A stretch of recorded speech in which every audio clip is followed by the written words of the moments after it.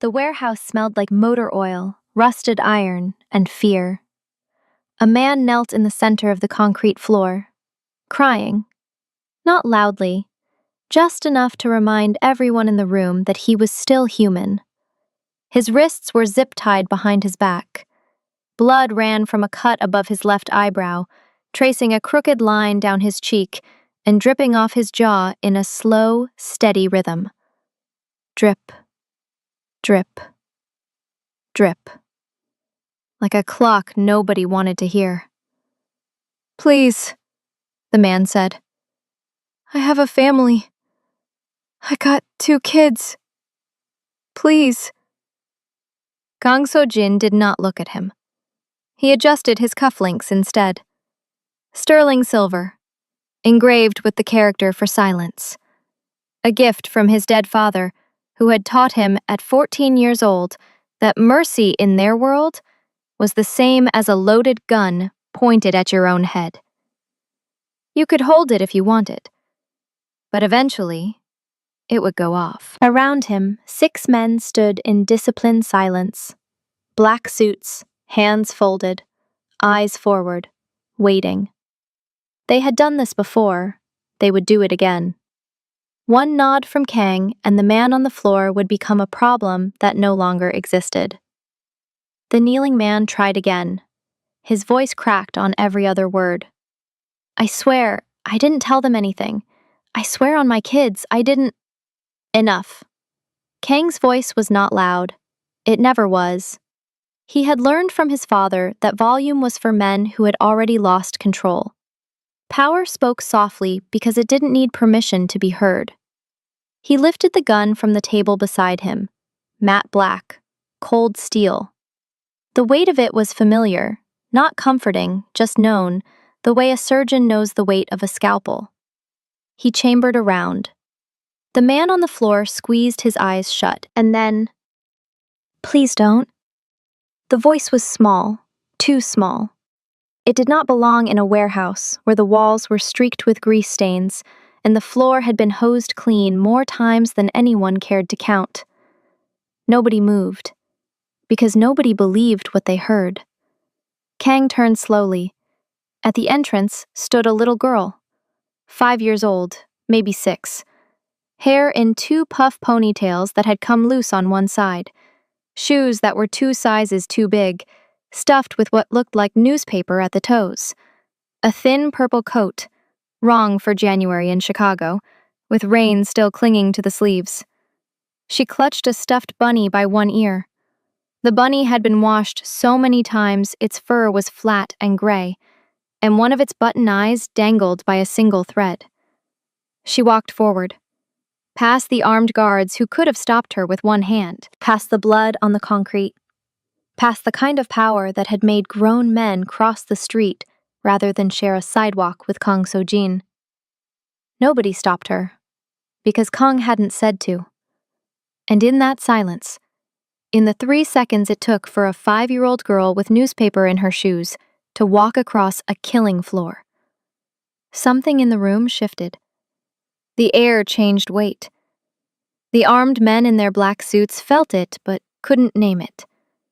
Later, one of them would describe it to his wife as the feeling you get in church when the singing stops and the silence that follows feels holy.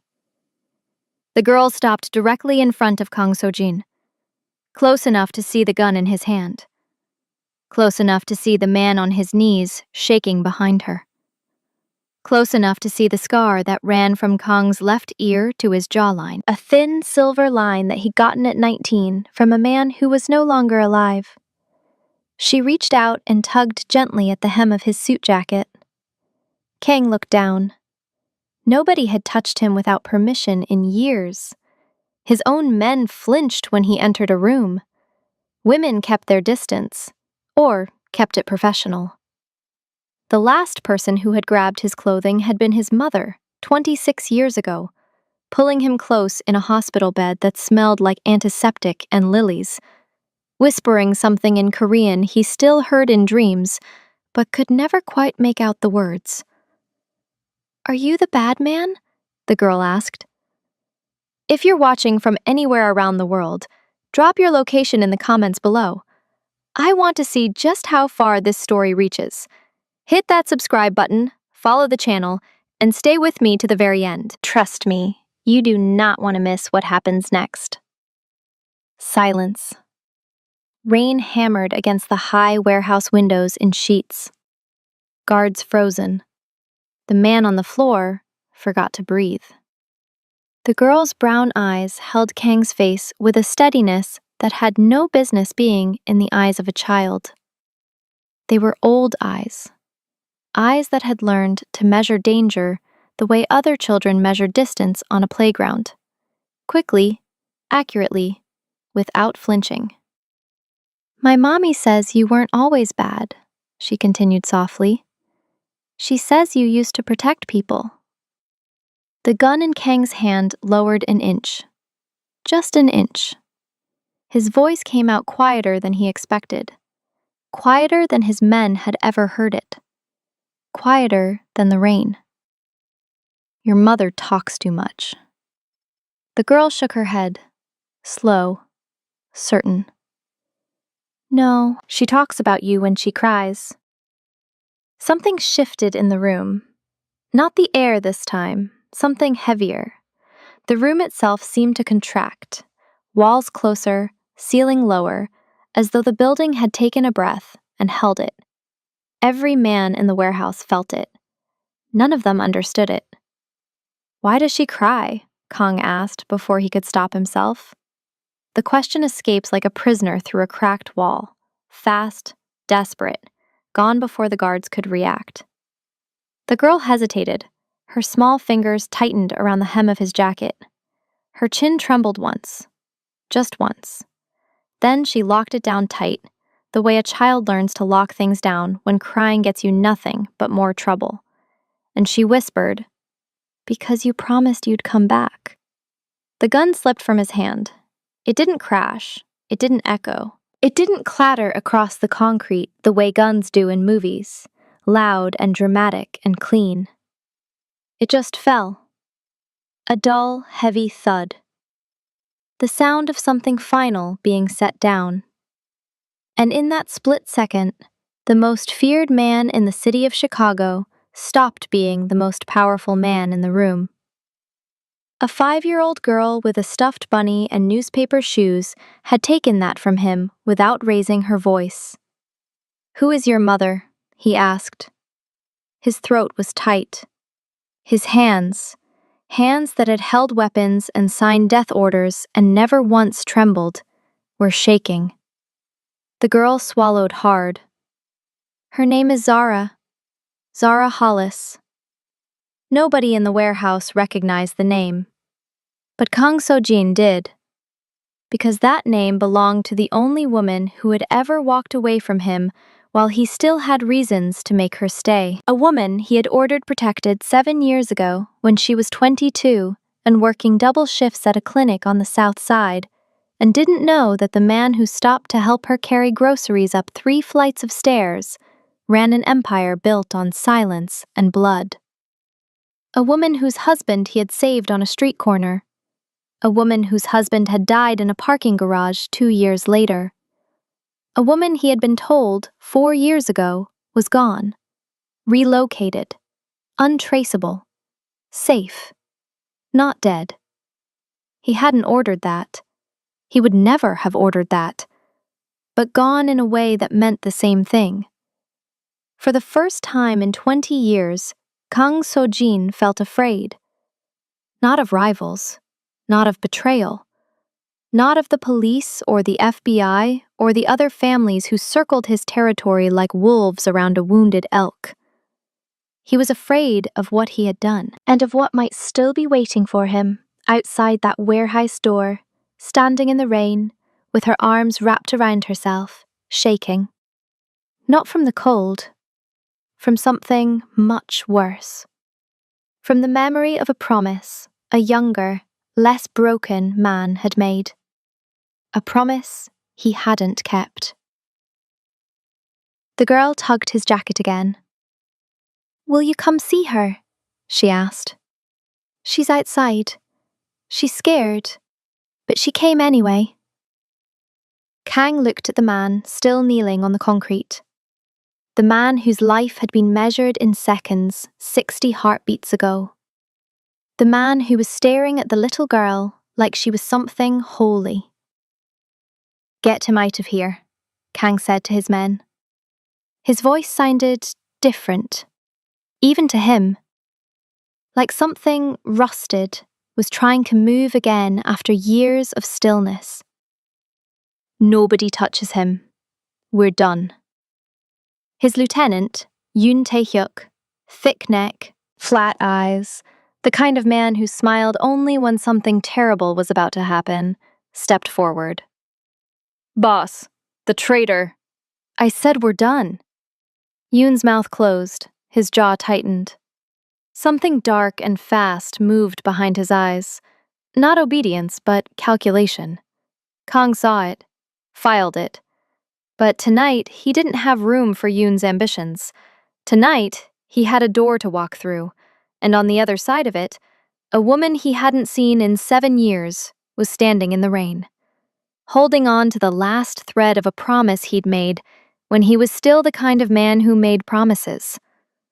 Kang stepped over the gun on the floor. He didn't pick it up, and he walked toward the door.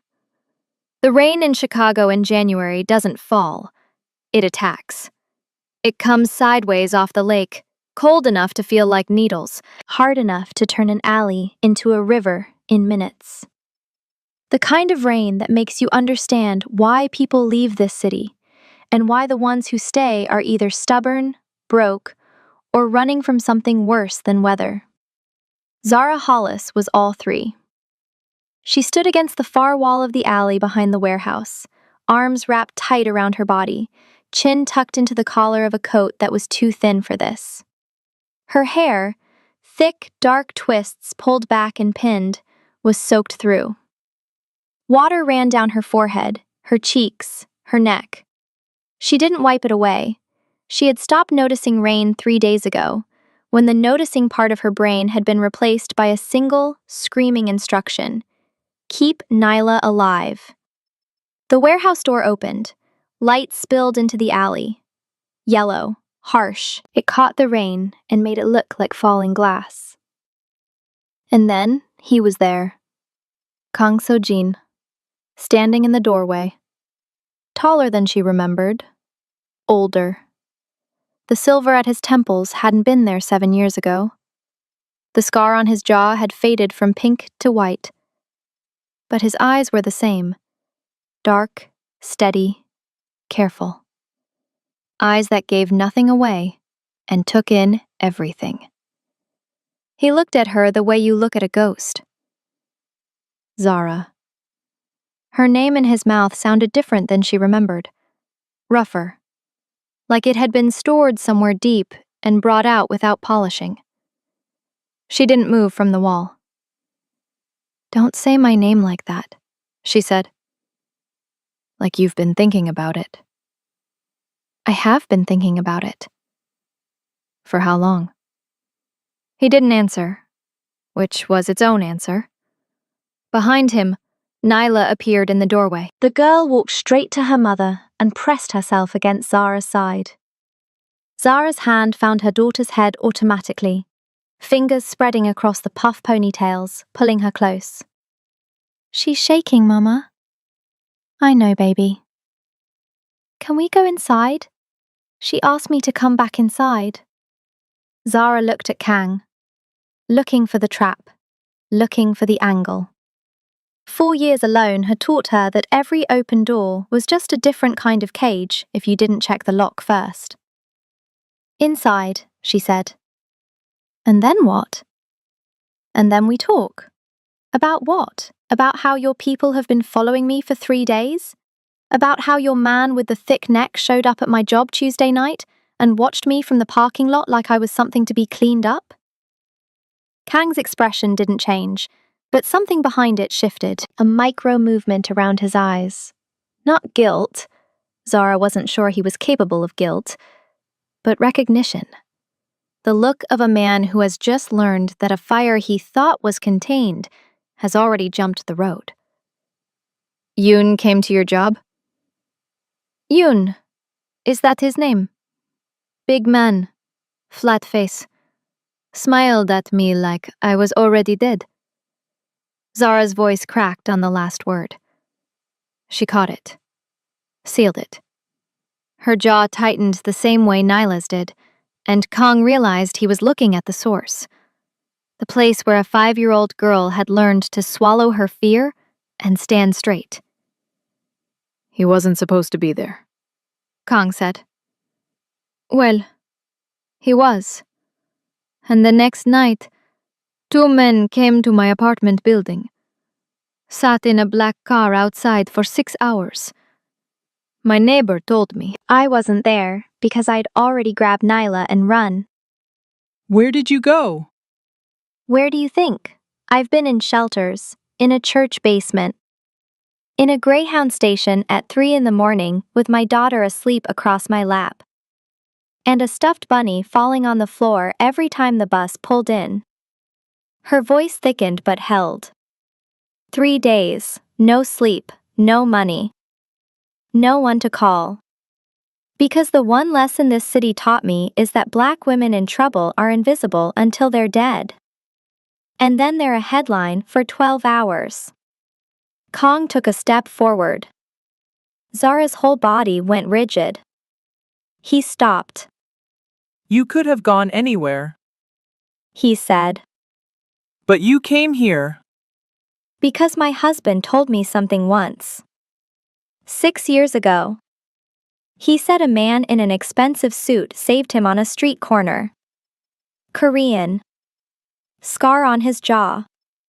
Didn't say a word, just stood there, and the danger scattered. She paused. Darnell talked about you like you were proof. Proof that not everyone in this city was rotten. Proof that somebody out there still did the right thing for no reason. The name landed like a punch that Kang didn't see coming. Darnell. A street corner on Halstead. October. Late. He'd been leaving a meeting, saw a man outnumbered, 3 against 1, stopped the car because the math was wrong. Stood on the sidewalk in a $10,000 suit and watched 3 men with knives decide that the odds had changed. Drove away without speaking. He'd never known the man's name. And then Darnell died, Zara continued. Her voice was flat now, controlled, the kind of controlled that takes years of practice. Shot in a parking garage, police said robbery. Case closed in 4 months. Nobody cared. Nobody investigated. Nobody even asked me if Darnell had enemies. She swallowed. He didn't. He coached Little League. He worked 2 jobs. He sang off-key in the shower and burned pancakes every Sunday and called his mother 3 times a week. Nyla pressed closer to Zara's hip. The girl's eyes were open, staring at the ground. She'd heard this before. Maybe many times. Children who grow up around grief learn its rhythms the way other children learn songs. I didn't come here because I trust you, Zara said. I came here because I'm out of doors. I came here because a dead man told me you were decent.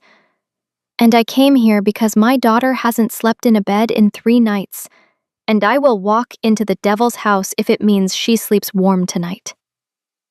The rain kept falling. Kong stood in the doorway, and he understood. With the clarity that comes only when you've been knocked loose from the story you tell yourself about who you are. That this woman was not asking him for help. She was testing him, holding up her dead husband's memory like a mirror, and asking, "Are you still the man he thought you were?" "Come inside," Kang said. "Both of you. Nobody's touching you tonight. Nobody's touching you tomorrow. You have my word." Zara stared at him for a long moment. Rain ran into her eyes, and she let it. "Your word," she repeated. "I've seen what words are worth in this city. Then watch what I do." She looked down at Nyla. The girl looked up at her. Something passed between them.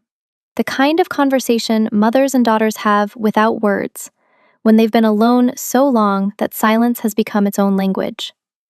Zara took her daughter's hand, and she walked through the door. The restaurant was called Hanul. It sat on the corner of Michigan Avenue and a side street that didn't have a name anymore, just a number the city had assigned after the original street sign kept disappearing. Hanul meant sky in Korean, though the building itself was earthbound and heavy. Dark wood, tinted windows, a black awning that gave nothing away. It was the kind of restaurant where a steak cost $200, and the real business happened in the rooms you couldn't see from the dining floor. At 2 in the morning, the kitchen was closed, the dining room was dark. The staff had gone home hours ago, except for Bae, the 73-year-old head chef, who lived in a small apartment above the walk-in freezer and claimed he hadn't taken a day off since 2011. Bae was the only person in Kang So-jin's organization who could speak to him without being spoken to first. He had earned this right by being there before anyone else, and by making kimchi jjigae that tasted exactly like Kang's dead mother used to make. Bae took one look at Zara and Nyla standing in the back kitchen, dripping rainwater onto the tile floor, and said nothing. He turned on the stove. Heated broth, warmed rice. Set out a bowl of sliced pear on a clean plate. Put the kettle on for tea. Then he looked at Kang and in Korean, said, "The child needs dry socks." Kang nodded. He sent one of his men for supplies, dry clothes, blankets, socks, a toothbrush, and stood in the kitchen doorway while Zara sat at the steel prep table with Nyla on her lap. The girl was eating pear slices one at a time, holding each one up to inspect it before biting, the way children do when food has been uncertain enough that they've learned to pay attention to it. "She hasn't eaten since yesterday," Zara said. Not to Kang, not to anyone, just out loud, the way you say things when you're too tired to aim them at a person. Bae set a bowl of rice and broth in front of them. Then he placed a second bowl at the far end of the table. He looked at Zara and pointed to it. "For you," he said in careful English. "You eat too." Zara looked at the old man. Something in her face crumbled for half a second, a flash of raw gratitude that she clearly didn't want anyone to see. And then she rebuilt it, brick by brick, right there at the table. "Thank you," she said. Bae nodded and went back to the stove, where he began washing dishes that were already clean. Kang understood. The old man was staying close. Not because he'd been asked to, because a woman and a child were eating in his kitchen. And in Bae's Korea, in the Korea he still carried inside him 60 years after leaving, a cook did not leave while people were still hungry. Kang sat at the far end of the table. He didn't eat. He watched Nyla pick through the rice with careful fingers, separating the grains she liked from the ones she didn't, building a small wall of rejected rice along the rim of her bowl. It was such a normal, ordinary, childlike thing to do that it made his chest hurt. "She does that every time," Zara said quietly. She was watching him watch Nyla.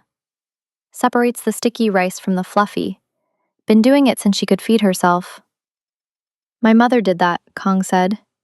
He hadn't meant to say it. The words just appeared, summoned by the sight of small fingers sorting rice. "She said the sticky ones had more soul." Zara said nothing, but she didn't look away. Nyla yawned. A big, jaw-cracking yawn that made her whole body shudder. She leaned back against Zara's chest, eyes heavy, the stuffed bunny, Mr., tucked under her chin. "Mama," she whispered. "Yeah, baby. Is the bad man going to help us?" Zara's hand tightened on her daughter's arm. She looked at Kang across the table. He felt the weight of her gaze like a hand pressed against his chest. Not pushing, not pulling, just resting there. Measuring. Deciding. "He's thinking about it," Zara said. "He should think faster," Nyla said. Her eyes closed. "We're tired." And then she was asleep. Just like that. The way children fall asleep when exhaustion finally outweighs fear. Completely. Instantly. Like a candle going out. Kang watched the girl's breathing slow. Her fingers loosened around Mister's ear. Her face went soft in sleep, all the watchfulness draining away, leaving behind just a child. Just a small, ordinary, 5-year-old girl who should have been sleeping in her own bed, in a room with a nightlight and posters on the wall. Not passed out in the back kitchen of a Mafia front at 2 in the morning. Zara was staring at him. She walked into that warehouse by herself, Zara said. I told her to wait in the alley. I told her not to move. But she heard the man crying inside and she just went. Zara's voice dropped. 5 years old. She heard someone in pain and she walked past guns to get to them. What kind of child does that? The kind who learned it from her mother. Zara flinched. Not at the compliment, at being seen, at being read so easily by a man she was trying very hard to keep at a distance. Don't do that, she said. Do what? See me. I didn't come here to be seen. I came here to survive the week. Kong leaned back in his chair. The kitchen was quiet except for Bay's dishwater sounds and the hum of the industrial refrigerator. Through the small window above the prep station, the Chicago sky was the color of a bruise, black and purple and orange where the city lights hit the clouds. I'm going to ask you something, he said, and I need you to answer honestly. Zara's jaw tightened. I've been honest since I walked in. Tuesday night, the loading bay at Lakeshore Gardens. How much did you see? 3 men, black cases, refrigerated truck. One had a dragon tattoo on his right hand. One made a phone call in Korean. The third one, your man Yoon, looked right at me and smiled. She paused. That smile is the reason I'm here instead of home. Kang processed this. His face showed nothing, but beneath the surface, calculations were running. Fast, cold, automatic. Yoon had been at the loading bay. Yoon had made contact with the witness. Yoon had then gone to her workplace the following night. Yoon had then sent men to her apartment building. All without telling him. Which meant Yoon wasn't just handling a problem. He was building a case for handling it his own way. And once it was done, he would have presented it to Kang as a fait accompli. Problem solved, hands clean, no need for details. The thought should have made Kang angry. Instead, it made him cold.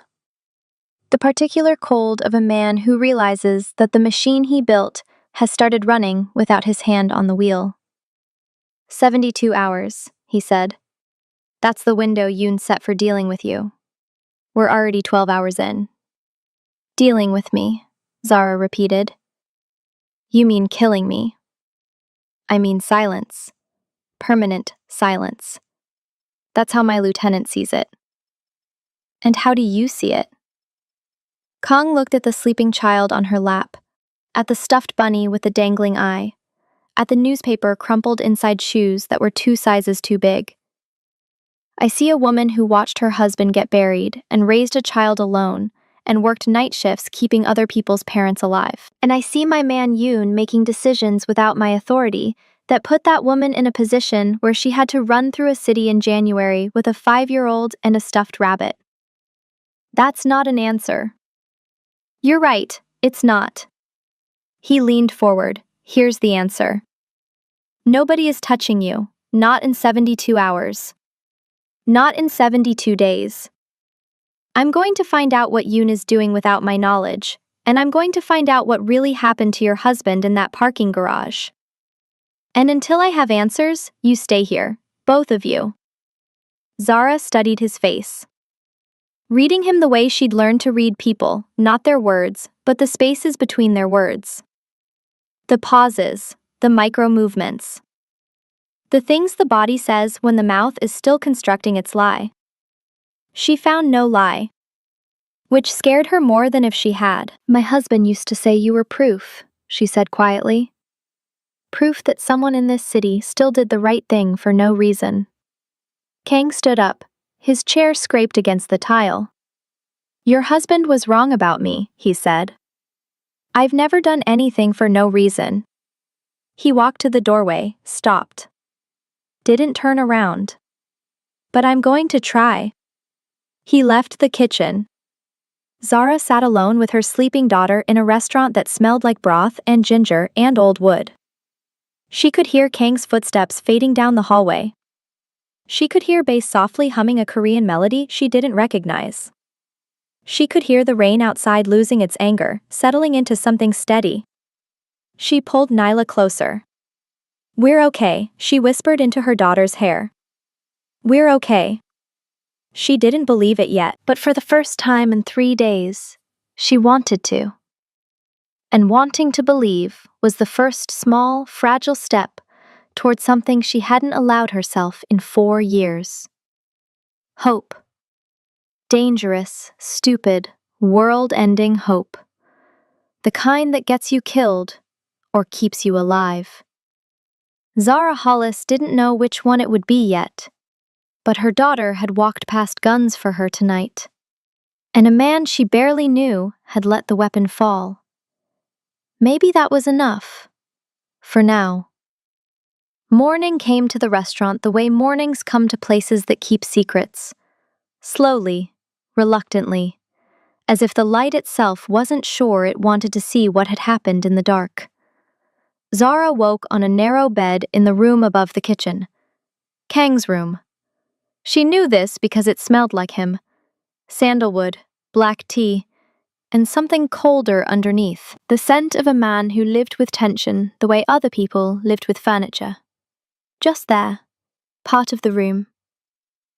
Nyla was still asleep beside her, curled around Mister like the bunny was a life raft. The girl's face was smooth in sleep, peaceful.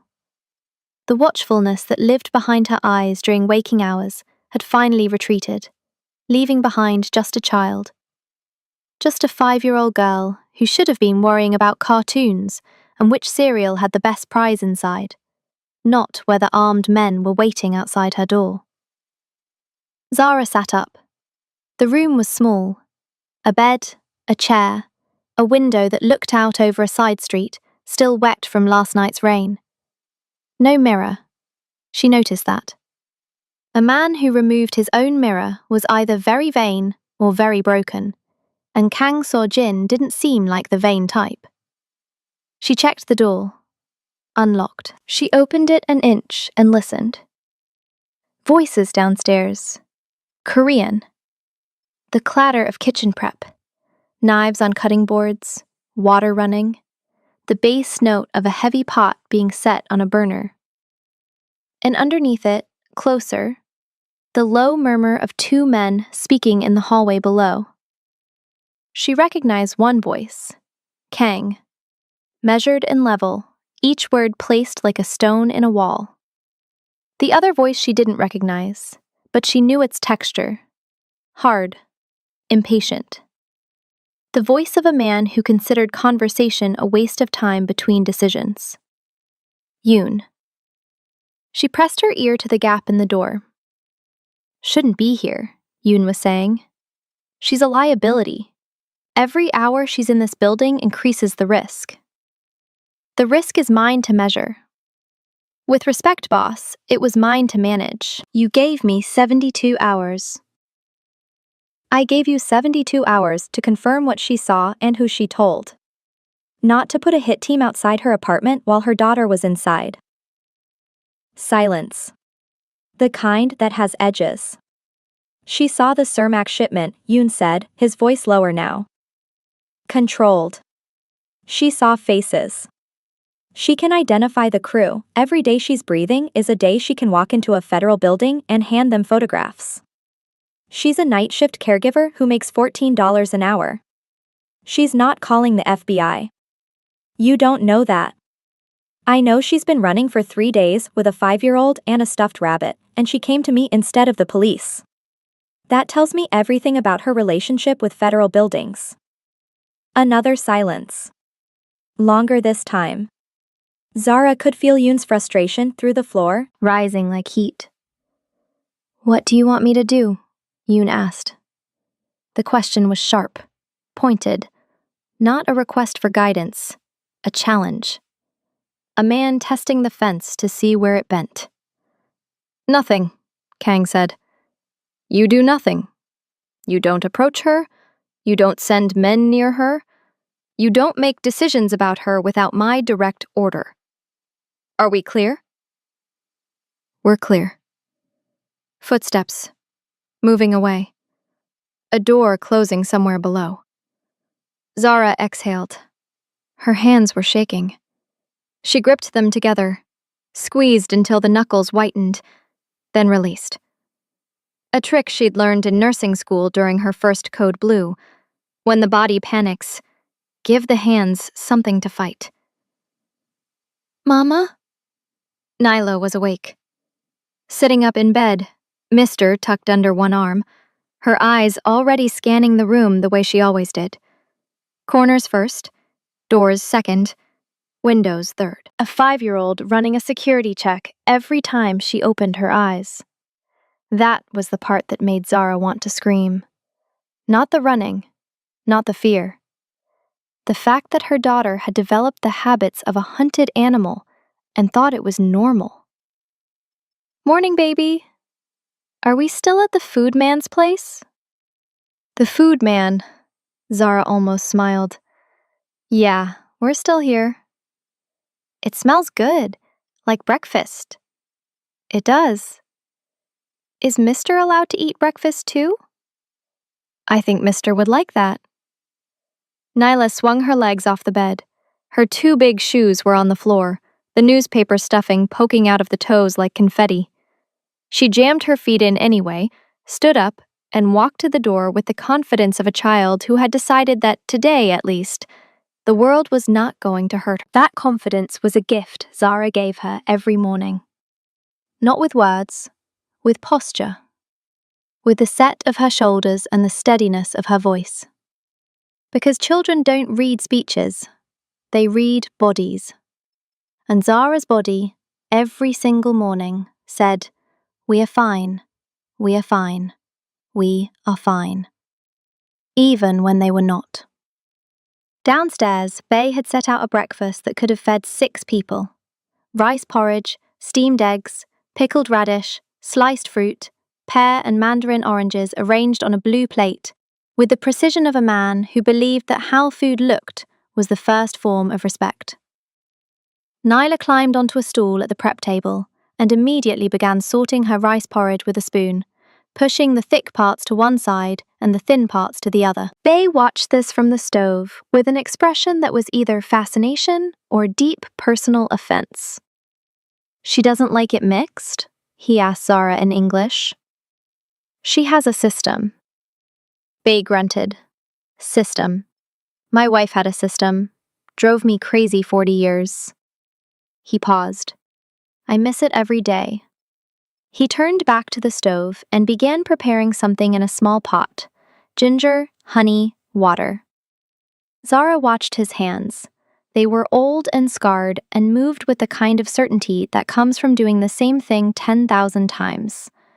There was comfort in those hands, in their steadiness, in the way they chopped and stirred and measured without hesitation. She hadn't felt comfort from a man's hands in 4 years. The thought arrived without permission, and she shut it down. Hard. Filled it in the same locked drawer where she kept the memory of Darnell's laugh, and the way he used to carry Nyla on his shoulders through the grocery store, and the sound of his key in the front door at 11:30 every night after his second shift. The drawer was full, had been full for years, but it never stopped accepting deposits. Kang appeared in the kitchen doorway. He'd changed from last night. Dark gray suit now, no tie, the collar of his white shirt open. His hair was wet, he'd shaved. The scar on his jaw looked sharper in the morning light, more deliberate, like someone had drawn it there on purpose to remind the world that this face had a history. He looked at Nyla on the stool, sorting porridge. He looked at Zara, standing near the counter, with a cup of tea she hadn't drunk yet. And for a moment, just a moment, barely a heartbeat, something crossed his face that didn't belong there. Something warm and lost and almost human. Then it was gone. I made some calls, he said. Darnell Hollis, parking garage, Southside, 4 years ago. Zara set down her tea. Her hand was steady. Her heart was not. And? And there are things I need to find out before I can answer your questions. But I want you to know that I'm looking. Personally. What does that mean? Personally. It means I'm not delegating this. Not to Yoon, not to anyone. Whatever happened to your husband, I'm going to find out what it was. Zara studied his face, searching for performance, for the polished sincerity that powerful men wore like cologne, designed to make you feel safe while they decided what to do with you. She didn't find it. What she found instead was worse. She found a man who looked like he was bracing for something. A man whose eyes held the particular stillness of someone standing at the edge of a cliff, looking down, calculating the fall. "Thank you," she said, and meant it, and hated that she meant it, because meaning it was the first step toward depending on him, and depending on anyone was the first step toward losing them, and she had already lost enough for 3 lifetimes. Nyla looked up from her porridge. "Is the food man staying for breakfast?" she asked. Kang looked at the girl. The girl looked back at him with those steady brown eyes, those measuring eyes, those eyes that had walked past guns. "The food man has things to do," Kang said. "You should eat first. Mama says you can't think right when you're hungry." Kang glanced at Zara. One eyebrow raised a fraction of an inch. "Your daughter gives a lot of orders for someone who can't reach the top shelf." Zara didn't smile, but something shifted at the corner of her mouth. The ghost of a smile. The memory of one. "She gets that from her father." The sentence hung in the air. Darnell's name between them again. Not spoken this time. Just present. The way a missing chair at a table is present. You feel the emptiness where it should be. Kang sat down. Bae set a bowl in front of him without being asked. And for 6 minutes, in the back kitchen of a Mafia front restaurant on Michigan Avenue, 3 broken people and a stuffed bunny ate breakfast in silence. Nyla sorted her porridge. Zara held her tea with both hands. Kang ate the way he did everything else, efficiently, quietly, without excess. But he stayed. And staying was the thing Zara noticed most. Because in her experience, men left. They left in parking garages and police reports and 4-month investigations that went nowhere. They left in empty apartments and phone calls that stopped coming. They left. But this man sat at a steel table in his own kitchen and ate porridge next to a child who called him the food man. And he stayed. It was the smallest thing, and it was everything. The file arrived at 11 that morning. Kang was in his office on the 3rd floor, a windowless room with a desk, 2 chairs, and a wall safe behind a painting of the Korean countryside that his mother had bought at a flea market 30 years ago. The painting was terrible. He kept it because her fingerprints were on the frame, and he couldn't bring himself to remove them. His man, Park Jae-won, the one who handled archives and records, and the kind of paperwork that never saw daylight, set a manila folder on the desk without a word and left. Kang opened it. The first page was a summary. Date: October 14th, 4 years ago. Location: parking structure, level 3, South Wabash Avenue. Subject: Darnell Hollis. Age at time of death: 26. Cause: single gunshot wound. Classified by CPD as armed robbery. Case closed February of the following year. Kang turned to the second page. His organization's internal log. The kind of record that existed only in physical form, never digital, never transmitted, kept in a safe that required 2 keys and a combination that changed monthly. Operation: clean corridor. South side transfer route compromised. Civilian witness identified at gas station on Halstead. Subject observed photographing license plates of transport vehicles on 2 occasions. Risk level: moderate. Recommendation: containment. Kang's eyes moved to the authorization line. His signature, his handwriting, his name. Approved. K. So Jin. The date was 14 days before Darnell Hollis died in a parking garage on the south side with a bullet in his chest and a wallet still in his pocket that the police called a robbery because calling it anything else would have required them to care. Kang stared at the page. The room was silent. The building was silent. The world had gone silent in the way it goes silent before something collapses.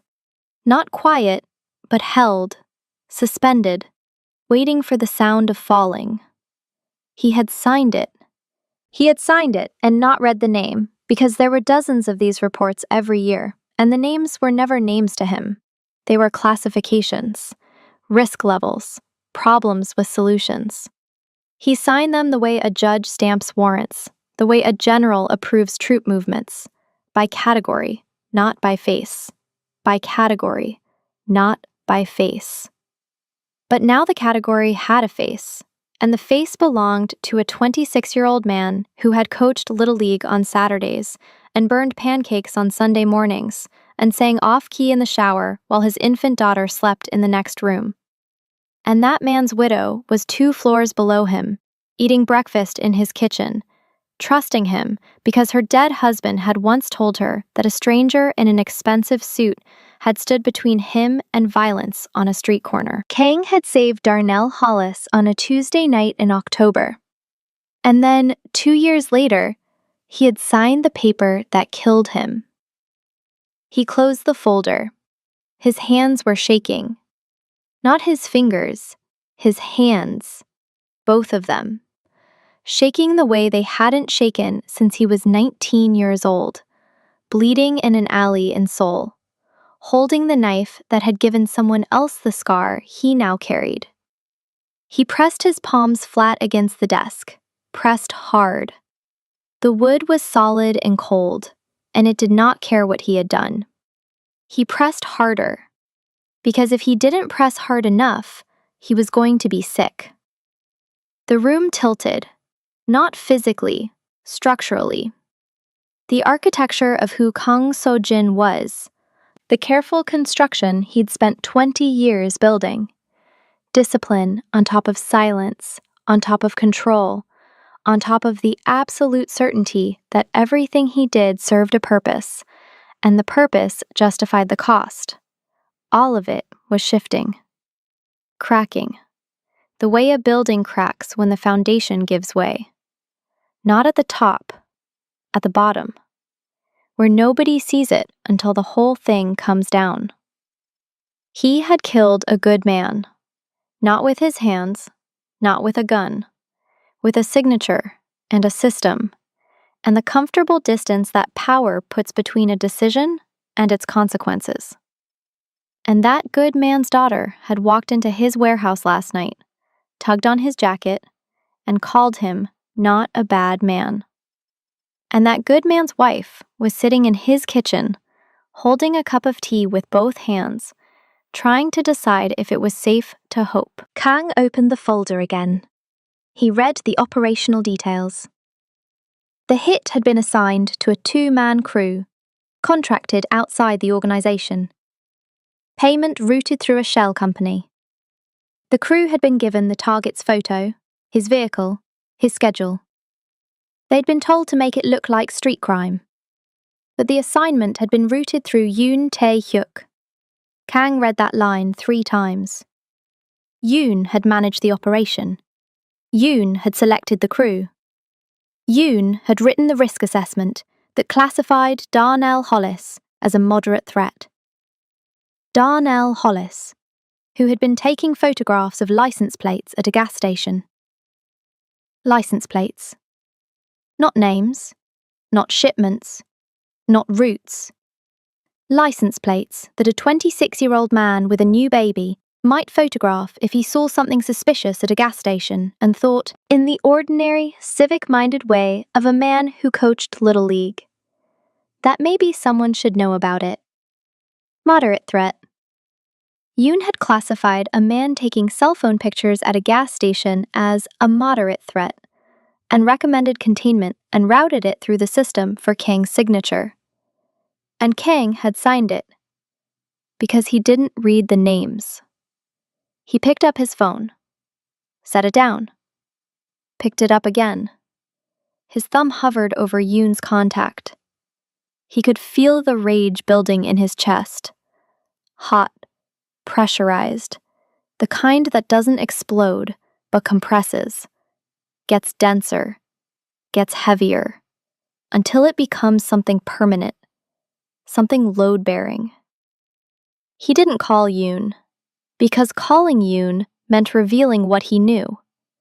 And revealing what he knew meant Yoon would understand that Kang was compromised, that a woman and a child had found the crack in his foundation and he couldn't seal it.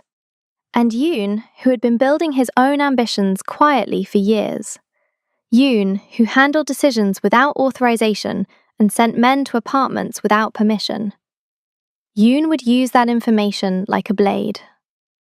Kang closed the folder. He locked it in the wall safe behind his mother's terrible painting. He sat in the silent room for 11 minutes. He knew it was 11 minutes because he counted each one. Counted them the way a man counts the steps between himself and the edge of something irreversible. Then he stood up. He washed his face in the small bathroom attached to his office. Cold water. No mirror here either. He'd removed this one too. He straightened his collar. He walked downstairs. Zara was sitting in the kitchen, reading a picture book to Nyla. Something about a bear who lost his hat.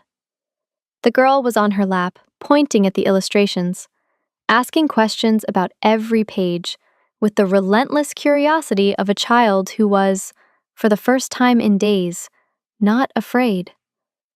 Zara looked up when he entered. Their eyes met, and Kang understood, with the full, devastating weight of certainty, that he was standing in the same room as the woman whose life he had destroyed. That the warmth she was beginning to show him, tentative, fragile, built on the memory of a dead man's gratitude, was built on a foundation that would collapse the moment she learned what he had done. That everything between them was a lie. Not because he had lied, but because the truth was still in a folder, in a safe, behind a painting. And every second he didn't speak it, silence became the same thing as deception. "You okay?" Zara asked. "You look like you've seen something." Kang forced his expression flat. Years of practice. Decades. "Long morning," he said. "Nyla wants to know if you have any books with dogs in them. She's tired of bears." Kang looked at the girl. Nyla looked back at him with her father's eyes. He knew that now. Darnell's eyes. The eyes of a man he had saved and then killed. Looking at him from the face of a child who trusted him. "I'll find one," he said, and he turned away before his face could betray him. Because the ice hadn't just cracked anymore. It had shattered. And Kang Seo-jin was falling through it into water so cold and so dark that he wasn't sure he'd come back up. The next 36 hours moved like weather, sometimes fast, chaotic, full of noise and decisions. Sometimes slow, heavy, the kind of stillness that gathers before a storm and makes your teeth ache with waiting. Kang ran his operation from the restaurant. He had a second office here, smaller than the one upstairs, tucked behind the wine cellar, accessible through a door disguised as a storage closet.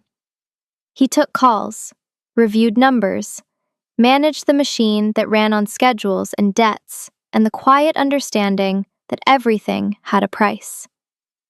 But the machine felt different now.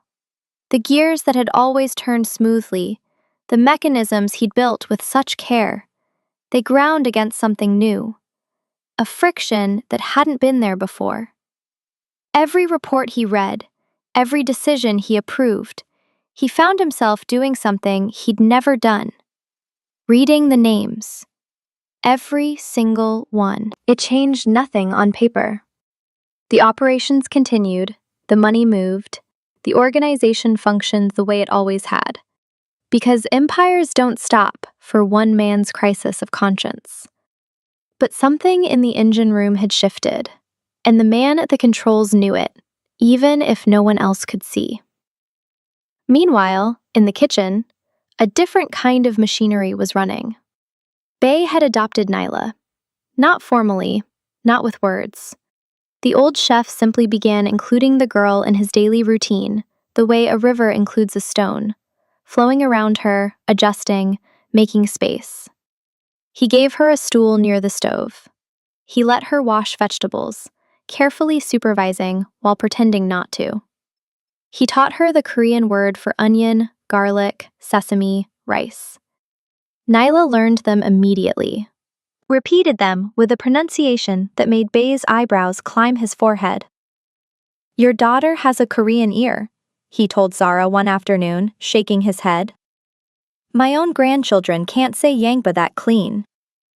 Zara watched from the corner of the kitchen, arms folded, the way she watched everything in this building, with one foot already pointed toward the door. She was grateful. She was even, in moments she couldn't control, almost relaxed. But she didn't trust it. Comfort was a drug, and she knew what happened when you got addicted to a place that wasn't yours. You started believing you deserved it. And then it was taken. On the second morning, she told Kong she needed clothes. Real clothes. Her scrubs from the shelter bag smelled like bus exhaust and fear. He sent someone. The clothes that came back were simple: jeans, a sweater, a winter coat that actually fit, but they were new. Tag still on. Her size. "How did you know my size?" she asked. "I didn't. Bay's wife used to be a seamstress. He can measure a person by looking." Zara held up the coat. Charcoal gray. Warm. The kind of coat she'd walked past in store windows for years, calculating in her head. Rent, groceries, Nyla's shoes, electric bill. The coat always lost. "I'll pay you back," she said. "No." "I will." Zara. His voice was careful. He said her name carefully now, like it was something he was afraid of dropping. "You don't owe me anything." She stared at him, and something in her gaze shifted. A crack in the wall she'd built, small but visible. Not warmth, not yet, but the absence of cold. "Why are you doing this?" she asked. Not angry, not suspicious, just tired. Tired of trying to figure out the angle when maybe, there wasn't one. Kang didn't answer right away. He was looking at her hands. She'd been washing dishes, Bay's dishes, because she couldn't sit idle, couldn't accept shelter without contributing something, anything, to justify the space she occupied. Her hands were wet and reddened and strong. A nurse's hands, a mother's hands. Hands that had held dying patients and a newborn and a steering wheel at 3 a.m. on a highway out of town with a child asleep in the back seat. "Because I owe a debt," he said. "Not to you. To someone I didn't protect when I should have." It was the most honest thing he'd said to her, and the most dishonest, because the someone he didn't protect was her husband, and the reason he didn't protect him was that he'd signed the order that ended his life. But she didn't know that, and the gap between what she knew and what he knew was growing wider every hour. And the wider it grew, the more impossible it became to close. Because closing it meant telling her, and telling her meant watching the crack in her wall, that small, precious absence of cold, seal shut forever. So he said nothing more, and the debt grew heavier. That evening, Nyla discovered the piano. It was in the dining room, near the window. a baby grand that Kang's mother had insisted on when the restaurant opened 15 years ago. Nobody played it anymore. It sat there like a monument to a time when the business had still pretended to be about food and music and gathering. Nyla climbed onto the bench and pressed a key. Middle C. The note rang out in the empty dining room, clean and bright and startling in a building that was used to whispers. She pressed another, then another. Random notes. No melody, just sound. Exploration. The pure, aimless curiosity of a child discovering that the world could make noises she controlled. Zara came out of the kitchen, stopped in the doorway. Watched. Kang came down the stairs, stopped on the last step. Watched. And for a moment, just a moment, held together by piano notes that meant nothing and everything, the three of them existed in a space that had no fear in it. No files, no 72-hour countdowns, no secrets locked in safes. Just sound and warmth, and a little girl with her tongue between her teeth, pressing keys with one finger, building a song out of nothing. Bae came out of the kitchen, drying his hands on his apron. She has a Korean ear and American rhythm, he said. That girl is going to be trouble. Nobody laughed. But something lighter than laughter moved through the room. A breath. A release. The kind of exhale that happens when a body that's been clenched for days finally remembers how to let go. Then Kang's phone buzzed. The sound was small, ordinary. A phone buzzing in a pocket, the most common sound in the world. But it landed in the room like a rock through glass. Kang looked at the screen. Yoon. He answered it in the hallway, out of earshot. The 72 hours are up tonight, Yoon said. No greeting, no preamble. The Hollis woman. I need to know your decision. My decision is the same. Nothing happens to her. Silence on the line. The dangerous kind. Boss. With respect, she's a witness to a federal-level operation. Every hour she's in that building, she's a liability to everything we've built. The men are talking. They're asking why a black woman and her kid are eating in the back kitchen like family. It doesn't look right. I don't care how it looks. You should. Because perception is governance. You taught me that. Yoon paused. Let the quote sit there. A student throwing the teacher's words back like a blade. If you won't handle this, I need to know. Because the organization needs to know where you stand. The words landed with precision. Kang recognized the architecture. He'd built it himself. The careful framing. The appeal to structure. The implicit threat wrapped in loyalty's language. Yoon wasn't asking for permission anymore. He was positioning. I'll handle it, Kang said. My way. On my timeline. What timeline is that? The one where you remember who you work for. He hung up, stood in the hallway, listened to Nyla's piano notes drifting from the dining room, random and beautiful, and completely unaware of what was building on the other side of the walls. The 72 hours were up. Yoon was moving from lieutenant to threat. The file in the safe was a bomb with a lit fuse. And somewhere between the piano notes and the phone call, between the smell of Bae's kitchen and the sound of Yoon's calculation, Kang So-jin realized something that terrified him more than any rival, any weapon, any betrayal ever had. He cared. Not abstractly, not strategically, not the way a chess player cares about pieces on a board. He cared about the woman in his kitchen, who washed dishes she didn't have to wash, and refused to accept a coat without promising to pay it back. He cared about the girl on the piano bench, who had walked past guns to reach a crying man. He cared about the sound of someone calling him the food man, and meaning it as a compliment.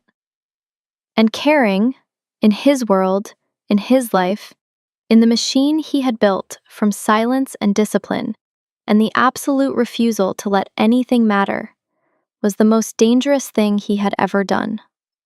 More dangerous than the gun he'd dropped on the warehouse floor.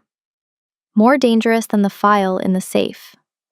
Because the gun could be picked up, and the file could stay locked. But caring, once it started, could not be undone. And Kang So-jin, who had controlled every variable in his life for 20 years, had just discovered the one thing he couldn't control.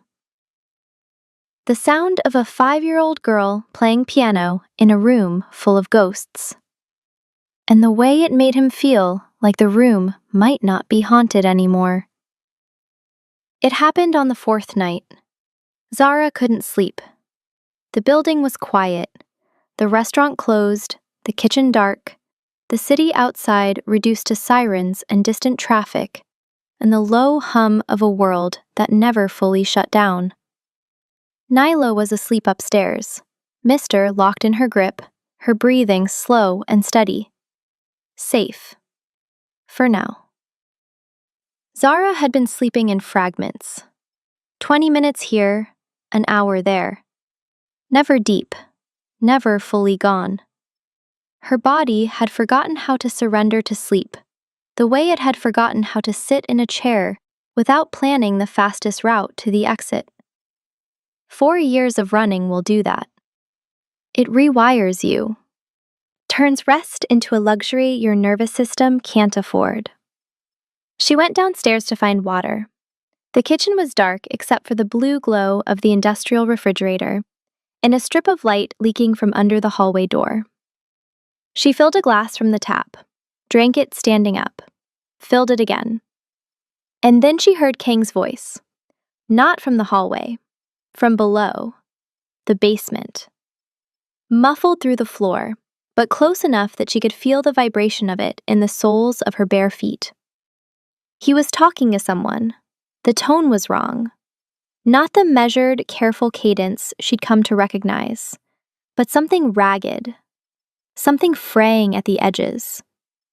She shouldn't have followed the sound. She knew that.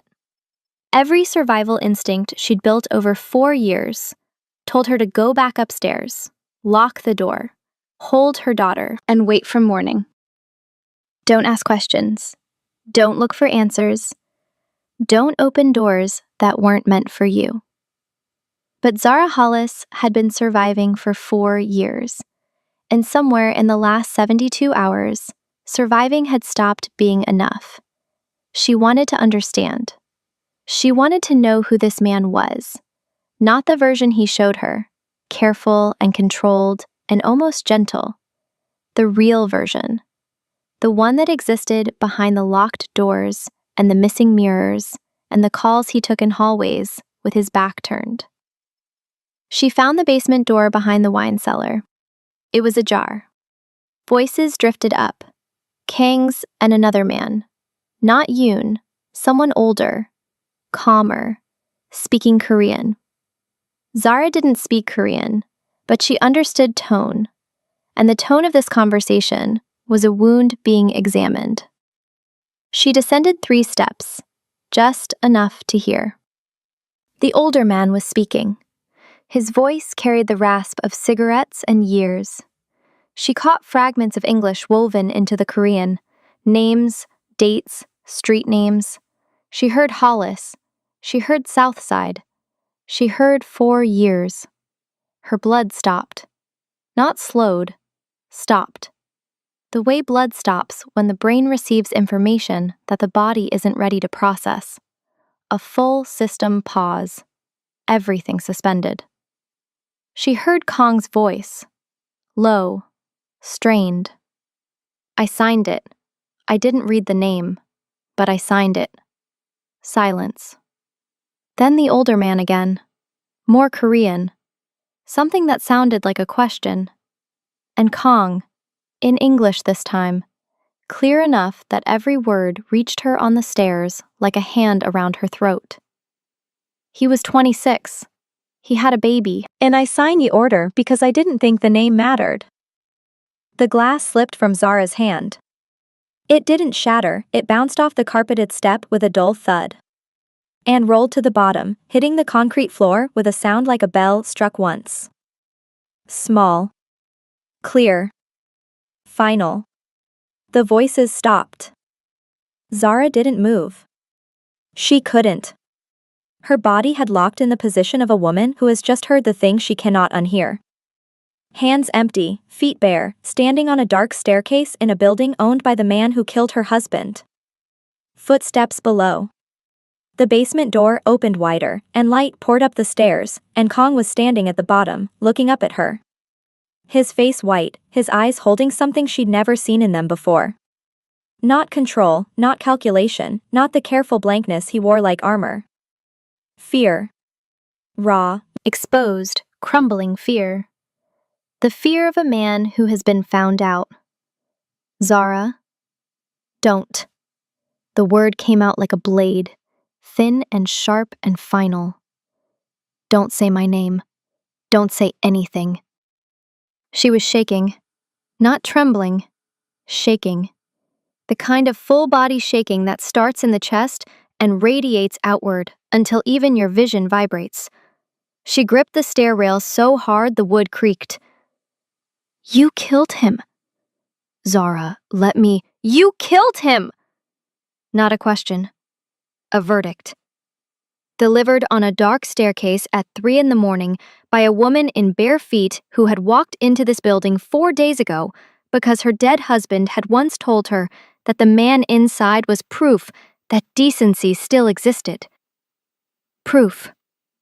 She had walked through his door carrying Darnell's faith like a lantern, and the man holding the other end of that light had been the one who blew it out. The older man appeared behind Kang, silver-haired, lean.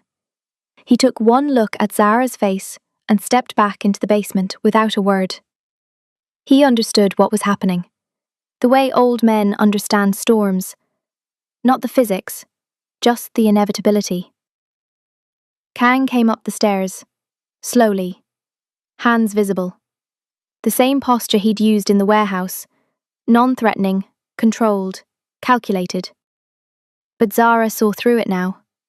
Saw it for what it was. Performance. The careful choreography of a man who managed people the way he managed operations.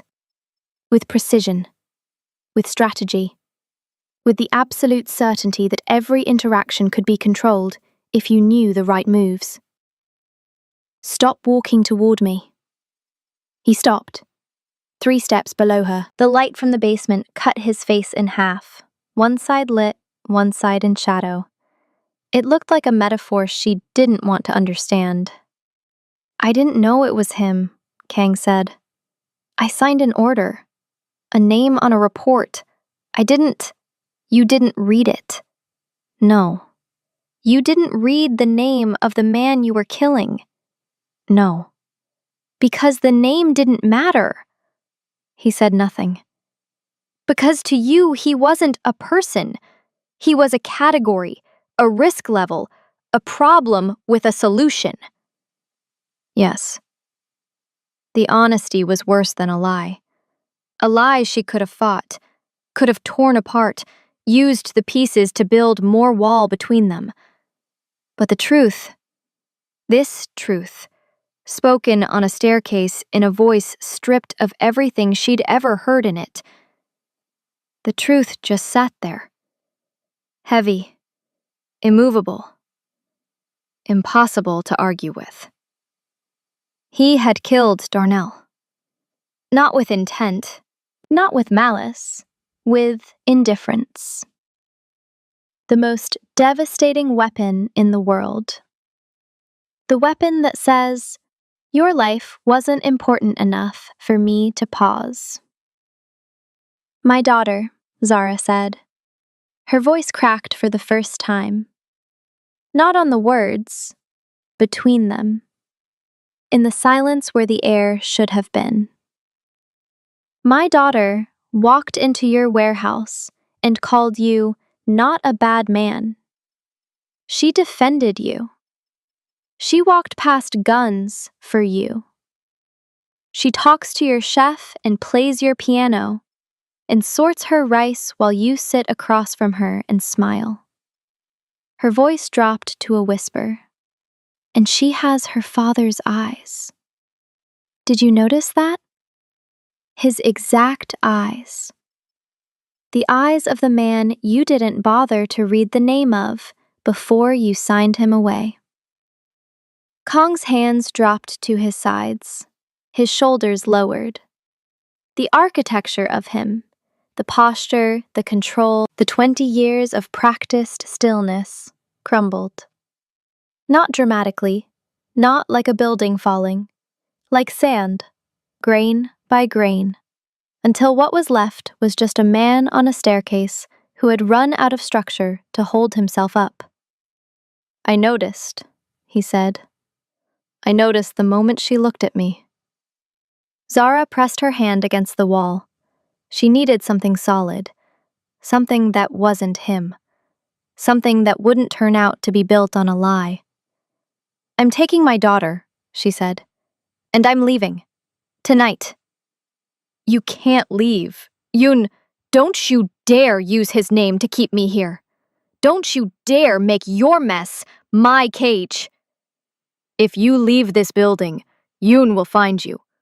He has men watching the exits. He has men at your apartment. He has men at the shelter where you stayed last week. I am the only thing standing between you and a man who has already decided you're a loose end. And what are you? What are you standing between us? The man who killed my husband wants to protect the wife? Is that it? Is that the story you're telling yourself?" "I'm not telling myself a story. I'm telling you the truth." "The truth," she almost laughed. It came out as something else, a sound that had no name, caught between grief and rage and the kind of exhaustion that settles in your bones and never fully leaves. "The truth is that my daughter loves your chef. The truth is that she asked me this morning if we could stay. The truth is that for the first time in 4 years, she stopped checking the exits when she walks into a room. And now I have to take that from her. Because of you." She turned and walked up the stairs. "Zara," she didn't stop. "I'm going to fix this." She stopped. Not because she believed him, but because the word fix hit something in her chest that was still alive despite everything. Still stubbornly, stupidly alive. She didn't turn around.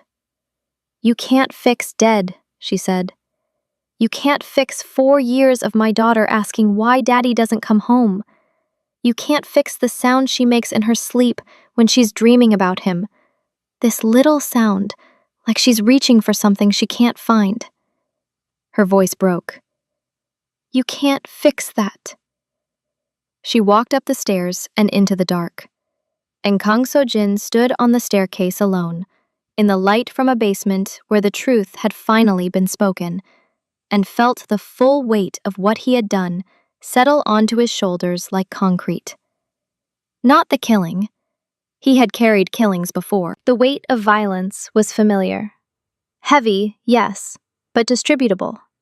You could spread it across justifications and necessities and the cold logic of an organization that ran on rules he hadn't invented but had chosen to enforce. This was different. This was the weight of a 5-year-old girl who had walked past guns because she believed he was worth reaching. This was the weight of a woman who had carried her husband's faith across 4 years of darkness and handed it to the man who put out the light. This was the weight of a name he didn't read, and it was heavier than everything else combined. She didn't leave, not because she forgave him, not because she believed his promises, not because the rage had faded. It hadn't. It sat in her chest like a coal, hot and constant and alive. She didn't leave because at 4 a.m, she packed Nyla's things into the shelter bag and picked up her daughter and walked to the back door of the restaurant and opened it, and looked out into the January dark, and across the alley, under a streetlight, a black sedan sat with its engine running and 2 men inside, watching, waiting. Yoon's men. Zara closed the door. She stood in the dark kitchen with her daughter in her arms and her back against the door, and understood, not with her mind, but with her body, with the animal part of her that had kept her alive for 4 years, that the cage she was in had no exit that didn't lead to a worse cage. She was trapped between the man who killed her husband and the man who wanted to kill her.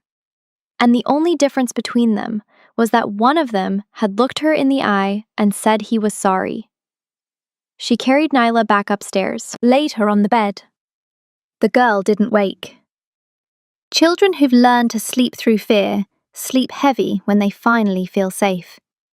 Even false safety, even temporary safety. The body takes what it can get. Zara sat on the floor beside the bed with her back against the wall. She didn't sleep. She didn't cry. She stared at the door and waited for morning, the way prisoners wait for morning. Not with hope, but with the grim patience of someone who has accepted that the next day will come whether they're ready for it or not. Morning arrived grey and cold. Snow had started in the night. Light, steady, the kind that accumulates so slowly you don't notice until the world is white. Kang was in the kitchen when she came down. He looked like he hadn't slept. His suit was wrinkled, the first time she'd seen him less than immaculate. His jaw was tight. His eyes carried the particular darkness of a man who had spent the night in conversation with his own reflection and lost the argument. He'd made coffee. That detail almost broke her, because it was such a small, human, ordinary thing to do. Make coffee for a woman who hated you. And it didn't match the man in the file. Didn't match the signature on a kill order. Didn't match the system he'd built, or the empire he ran, or the silence he'd wrapped around himself like bandages over a wound he wouldn't let anyone see. "I'm not drinking your coffee," she said. "It's on the counter if you change your mind." Nyla appeared in the doorway, mister under one arm, hair wild from sleep. She looked at Kang, then at Zara, then back at Kang. Children are seismographs. They feel the tremors adults try to hide. And right now, the ground between her mother and the food man was shaking. "Are you fighting?" Nyla asked. "No, baby," Zara said. "Your face says fighting." Nyla walked to the counter and pulled herself up onto her stool. Bay wasn't there yet. The kitchen felt emptier without him, colder, like the warmth of the building was connected to the old man's presence. "I want porridge," Nyla said. Then, looking at Kang, "The sticky kind." Kang looked at Zara, asking permission, not with words, with the slight raise of his eyebrows, the pause before moving. A man asking a woman he'd devastated whether he was still allowed to feed her child.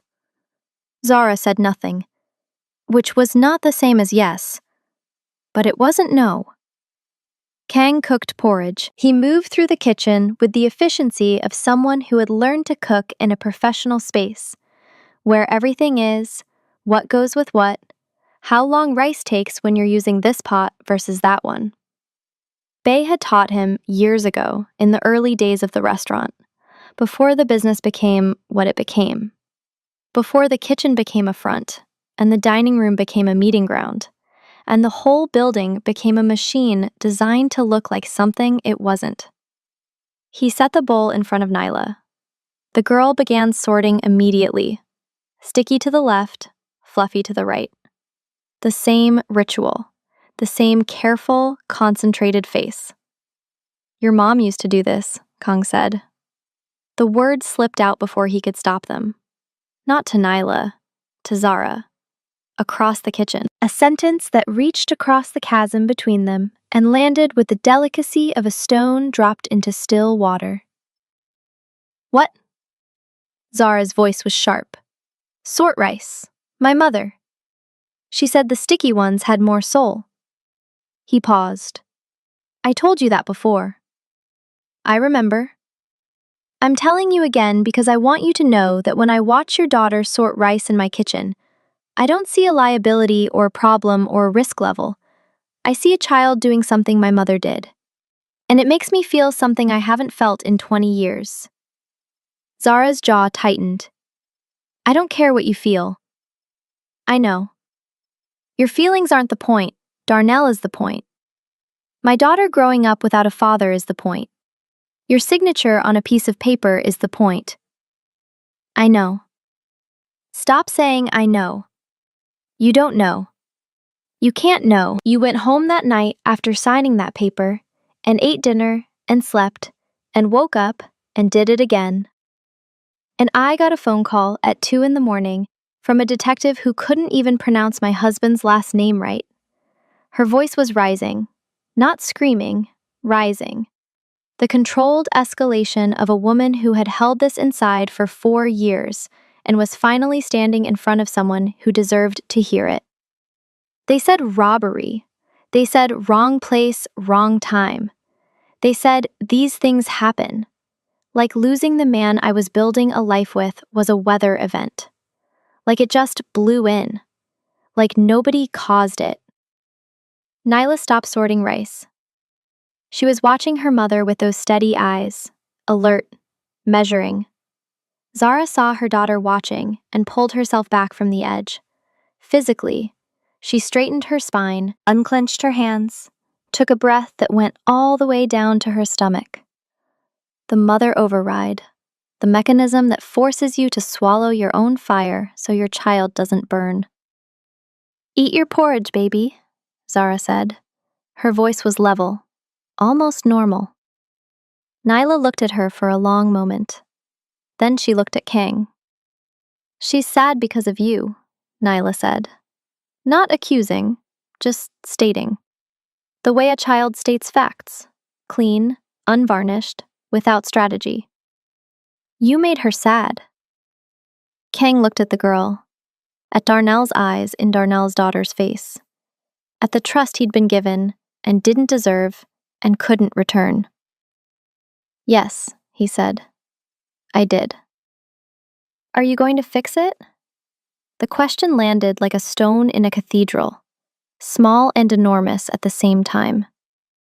I'm going to try, Kang said. I'm going to try harder than I've ever tried to do anything. Nyla considered this. She picked up her spoon, took a bite of sticky rice. Okay, she said, but you should know. Mama doesn't give second chances. She gave Daddy's friend Marcus a second chance, and he stole our TV. Despite everything, despite the rage and the grief and the staircase and the file and the men outside and the empire crumbling around him, Kang almost smiled. Almost. I won't steal the TV, he said. Good. Nyla took another bite. Because we don't have one anymore. Zara turned away, but not before Kang saw it, the flicker at the corner of her mouth. Not a smile, not forgiveness, not anything he had earned or deserved. Just the involuntary response of a mother hearing her daughter be funny in the middle of a war zone. A tiny, human, uncontrollable moment of light in a room full of dark. It lasted less than a second, but Kang held onto it the way a drowning man holds onto a rope. Because it meant that the door, the one Zara had slammed shut on the staircase, the one built from grief and betrayal and 4 years of raising a child alone, wasn't locked. It was closed, but it wasn't locked. And in Kang Seo-jin's world, where locked doors were a specialty, the difference between closed and locked was everything. The call came at 6 in the evening on the 5th day. Kang was in the wine cellar office, reviewing the file for the 11th time. He'd memorized every line, the dates, the signatures, the operational chain that had carried a man's death from a report on a desk to a bullet in a parking garage. He'd traced every link, looking for something. Not absolution, there was no absolution, but understanding.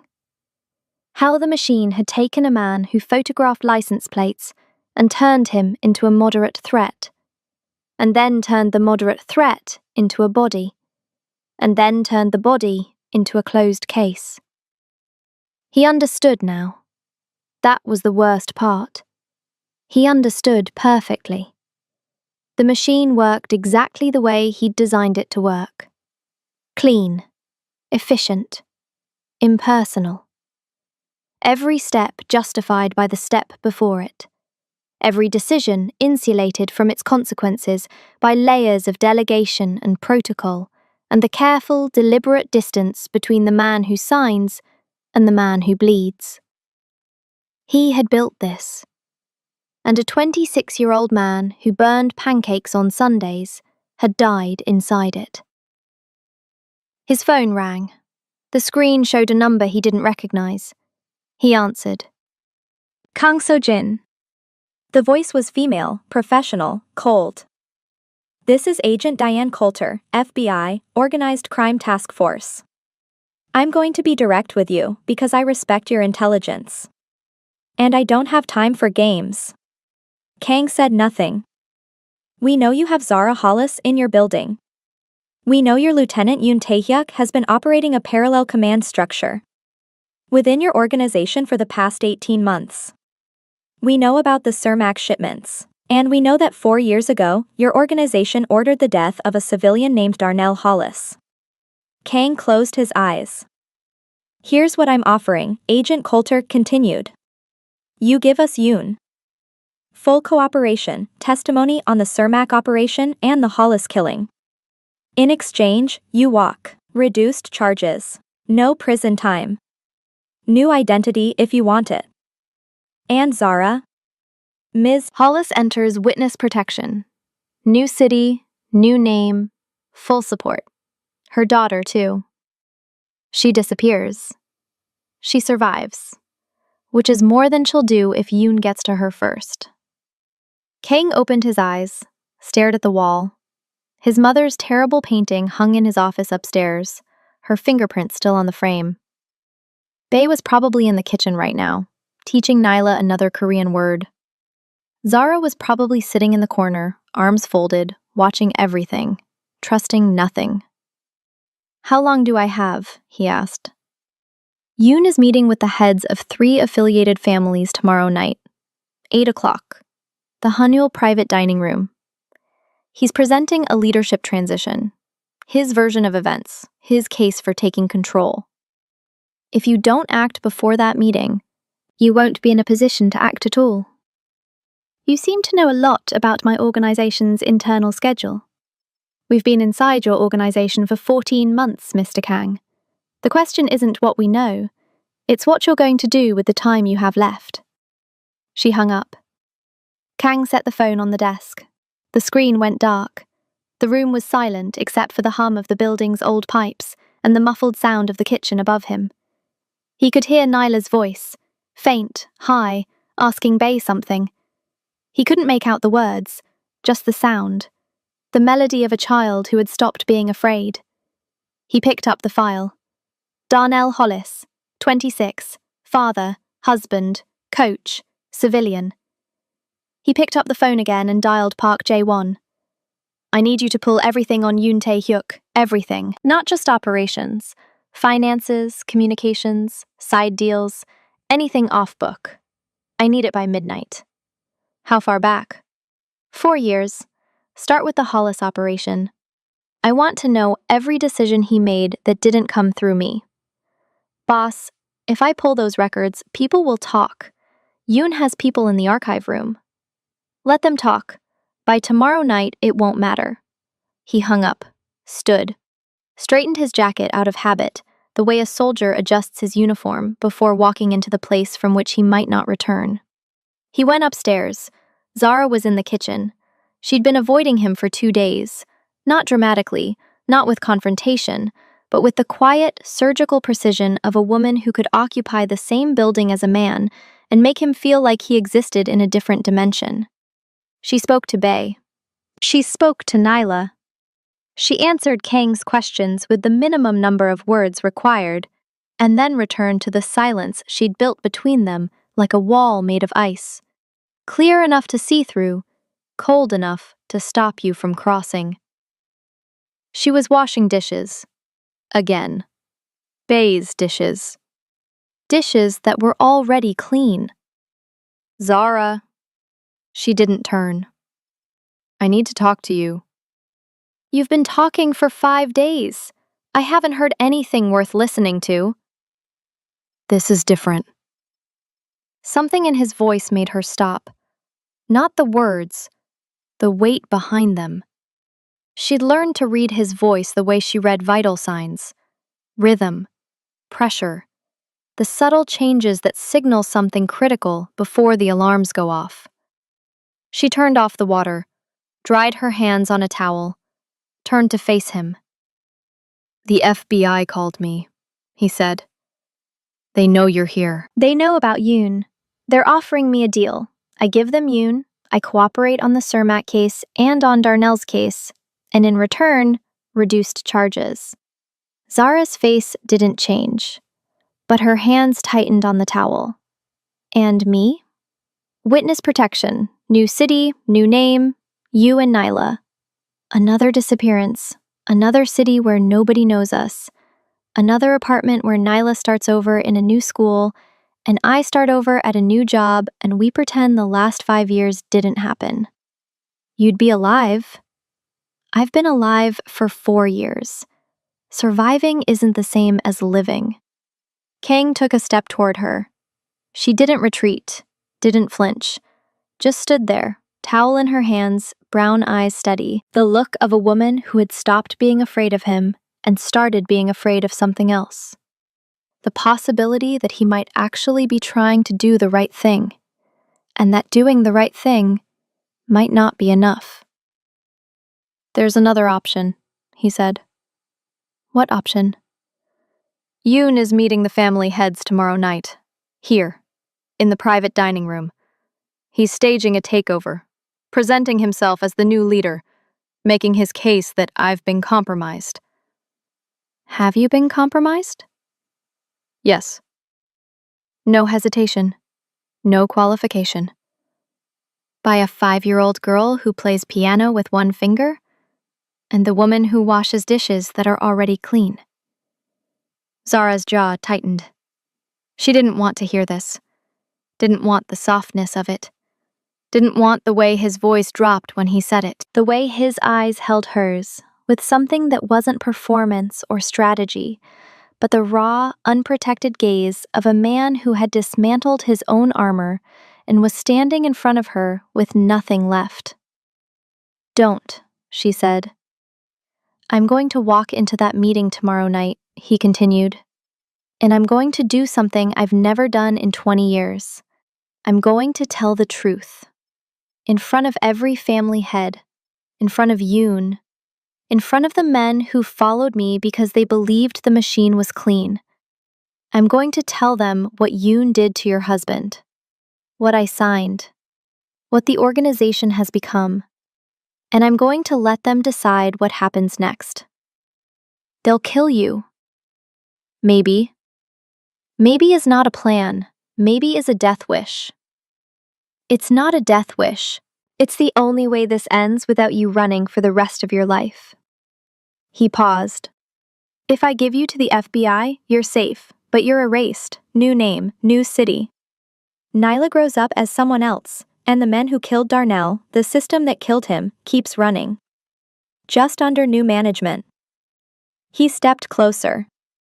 Close enough that she could see the vein in his temple. The slight tremor in his left hand. The way his breathing had changed, shorter, faster. The rhythm of a man standing at the edge of something he couldn't take back. Or I walk into that room and I burn it down, not with a match. With the truth. And when it's done, Yoon faces federal charges for Darnell's murder. The operation goes down. And you and Nyla, you keep your names, you keep your lives. You don't have to disappear. And what happens to you? I face charges too, for what I signed, for what I built. For 20 years of decisions that had consequences I chose not to look at. Prison. Probably. And you'd do that. I'd do that. Why? He looked at her, and for once, for the first and only time since she'd walked through his door, his face held nothing back. No mask, no strategy. No careful construction. Just a 43-year-old man who had built an empire on silence. And was about to tear it down with the only thing he had left. The truth. Because your daughter asked me if I was going to fix it, he said. And I told her I'd try. And I have done a lot of terrible things in my life, Zara. Things that can't be undone. Things that keep me up at night. In a room with no mirror, because I can't stand to look at my own face. But I am not going to add lying to a 5-year-old girl to that list. Zara stared at him. The kitchen was quiet. The refrigerator hummed. Somewhere above them, Nyla's voice drifted down. She was talking to Mr., narrating something about a princess who lived in a restaurant and had a pet bear named Bay. You're asking me to trust you, Zara said. No, I'm asking you to let me earn something I haven't earned yet. What's the difference? Trust is something you give. This is something I take responsibility for. Whether you trust me or not, I'm walking into that room tomorrow. She studied him, the way she'd studied him from the first moment in the alley, reading not his words but his body, his hands, his eyes, the spaces between what he said and what he meant. She found no lie. And this time, instead of scaring her, it made her tired. Bone-deep, cellular tired. The tiredness of a woman who had been holding up walls for 4 years and had just been told she could set them down. Not because the danger was gone, but because someone else was willing to stand in front of it. If you get yourself killed tomorrow, she said, I'm going to be very angry with you. It was not forgiveness. It was not trust. But it was a door. The closed, not locked door, opening 1 inch. And Kong took that inch the way a man dying of thirst takes a single drop of water. With his whole body. With everything he had left. The next 18 hours passed in a kind of suspended gravity. The building held its breath. Kong made calls. Quiet ones. Strategic. Pak Jae-won delivered the files at midnight. 3 years of Yoon's off-book operations, unauthorized hits, skimmed revenue, and a side deal with a rival family that would have gotten him killed if Kong had found it 6 months earlier. Kong read every page, every name. This time, he read every single name. At dawn, he sat in the kitchen. Bae was there, making tea the way he always did, in silence, with precision. Each movement a small ceremony of habit and care. The old man set a cup in front of Kong without speaking. Kong wrapped his hands around it. Bae. If something happens tonight, take care of them. Bae looked at him. Those old eyes, deep set and steady, holding decades of things they'd seen and chosen not to speak about. You're doing the right thing, Bae said in Korean. For the wrong reasons, but the right thing. What are the wrong reasons? You're not doing it because it's right. You're doing it because a woman made you feel ashamed. Bae paused. But shame that leads to truth is still truth. So drink your tea and stop talking. Kang drank his tea. At 7:30 that evening, the first car arrived. Black sedan, tinted windows. 2 men in suits flanked the passenger as he entered through the back. Hwang Do-yoon, head of the Hwang family, who controlled the port operations. He was 62, thin, gray at the temples. He walked like a man who had never been in a room that didn't belong to him. At 7:40, the second car. Shin Myung-ho, who ran the north side. Younger, sharper. A gold watch that cost more than the building's monthly rent. At 7:50, Yoon arrived. He came through the front door, which was a statement. A man who enters through the front is telling everyone He considers himself the host. He wore a black suit, no tie. His shoes were polished to the point of aggression. He walked past Bay without acknowledging him, past the kitchen, where Zara sat with Nyla on her lap, past the dining room, where the piano stood silent. He went upstairs to the private dining room. At 7:55, the third family head arrived. Park Sung-min, the oldest of them, 71. He'd known Kang's father. He walked with a cane and carried 71 years of debts and loyalties in his head like a filing cabinet. At 8 o'clock, they were all seated. 5 men around a long table in a room that smelled like aged wood and money.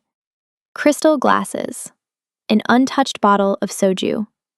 The quiet, electric tension of powerful men who know that the shape of the room is about to change. Yoon stood at the head of the table. He'd positioned himself there deliberately. The head, where Kang always sat. Another statement. "Gentlemen," Yoon began, "thank you for coming. I know this meeting is unusual, but the circumstances are unusual." He paused, made eye contact with each man. Controlled, commanding. He'd rehearsed this. Kang could tell, the way the pauses landed, the rhythm of the words. Yoon had practiced in a mirror. A man who still had mirrors. For the past week, Kang So-jin has been harboring a federal witness in this building. A woman who can identify our Cermak operation. A woman who, every hour she remains alive, represents an existential threat to this organization. The room was silent. The family heads listened with the practiced stillness of men who had survived decades by hearing everything and reacting to nothing. "I've attempted to resolve this through proper channels," Yoon continued. "But Kang has refused. He's developed a personal attachment to this woman. A weakness that compromises his judgment and, by extension, compromises all of us." He set a folder on the table. Photographs. The loading bay. Zara's face caught by a security camera. The restaurant exterior with a woman and child visible through the back window. "I'm not calling for a vote of no confidence," Yoon said. "I'm calling for clarity. If Kang cannot act in the organization's interest, then someone must." He sat down. The room waited. And then the door opened. Kang So-jin walked in. He was not wearing a suit. He wore a simple white shirt. Sleeves rolled to the forearm. No cufflinks, no jacket, no armor. He looked like a man who had taken off everything that wasn't necessary and kept only what was real. He carried a file. He walked past Yoon without looking at him, past the family heads, past the crystal glasses and the untouched soju. He walked to the head of the table, his seat, the seat Yoon had claimed, and he didn't sit down. He stood, and he set the file on the table. 4 years ago, Kang said, this organization killed a man named Darnell Hollis. The room contracted. Every man at the table felt it. The shift in pressure, the change in the air. He was 26 years old. He was a father, a coach, a husband. He worked 2 jobs, and he made pancakes on Sundays that he always burned. And his daughter was 11 months old when he died. Kang opened the file. He was classified as a moderate threat because he took photographs of license plates at a gas station. He was not a witness. He was not an informant. He was a man who saw something suspicious and did what any decent citizen would do. He slid the kill order to the center of the table, his signature visible at the bottom. I signed this. I didn't read his name. I didn't ask who he was, or what he'd done, or whether he deserved what was coming.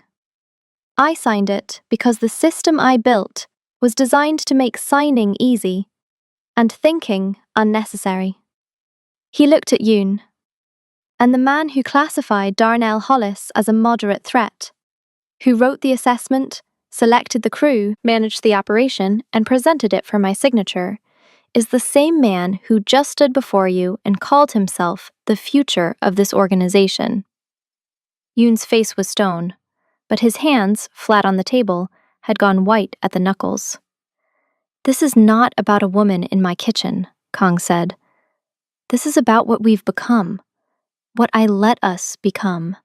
An organization that kills fathers and calls it containment, that eliminates civilians and files it under operations, that runs on a system so clean and efficient that the man at the top never has to look at what's happening at the bottom." He turned to the family heads, 3 men who had seen everything, who had survived wars and betrayals and decades of exactly this kind of room. They watched him with the careful attention of men who understood that what was happening was unprecedented. A boss confessing in front of his own people. Not because he'd been caught, because he'd chosen to speak. "I am responsible," Kang said, "for Darnell Hollis, for the system that killed him, for every name I didn't read. But I am also responsible for what happens next. And what happens next is this. Yoon Tae-hyuk faces federal charges for the unauthorized killing of a civilian, and for 18 months of off-book operations that he ran without my knowledge or approval." He dropped the second file on the table. Yoon's file. Park Jae-won's midnight delivery. 3 years of skimming, side deals, unauthorized hits. Pages and pages of a lieutenant building his own empire inside the walls of someone else's. Yoon stood. His chair scraped against the hardwood floor. "You're finished, Kang. You know that. You walked in here without a weapon, without allies, and confessed to a federal crime in front of 3 witnesses. You're done." "Probably," Kang said, "but I'm done on my terms, not yours." He turned to Park Sung-min, the oldest family head, the man who'd known his father. "Uncle," he said, the Korean honorific, respectful, deliberate. "I'm not asking you to protect me. I'm asking you to protect them. The woman downstairs and her daughter. They have nothing to do with our world. They never did. And they deserve to walk out of this building with their names and their lives and the chance to start over without looking over their shoulders." Park Sung-min looked at Kang for a long time. His face was unreadable. 71 years of masks, layered one on top of another.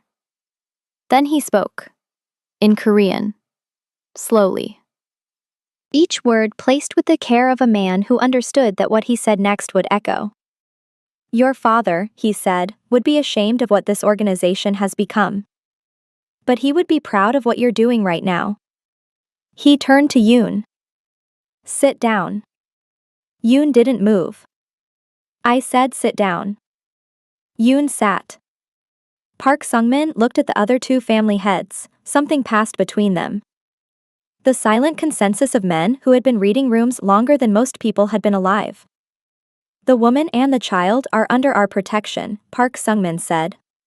"Yoon Tae-hyuk will face the consequences of his actions. And Kang Seo-jin will face his." He paused. "But he faces them as a man who told the truth.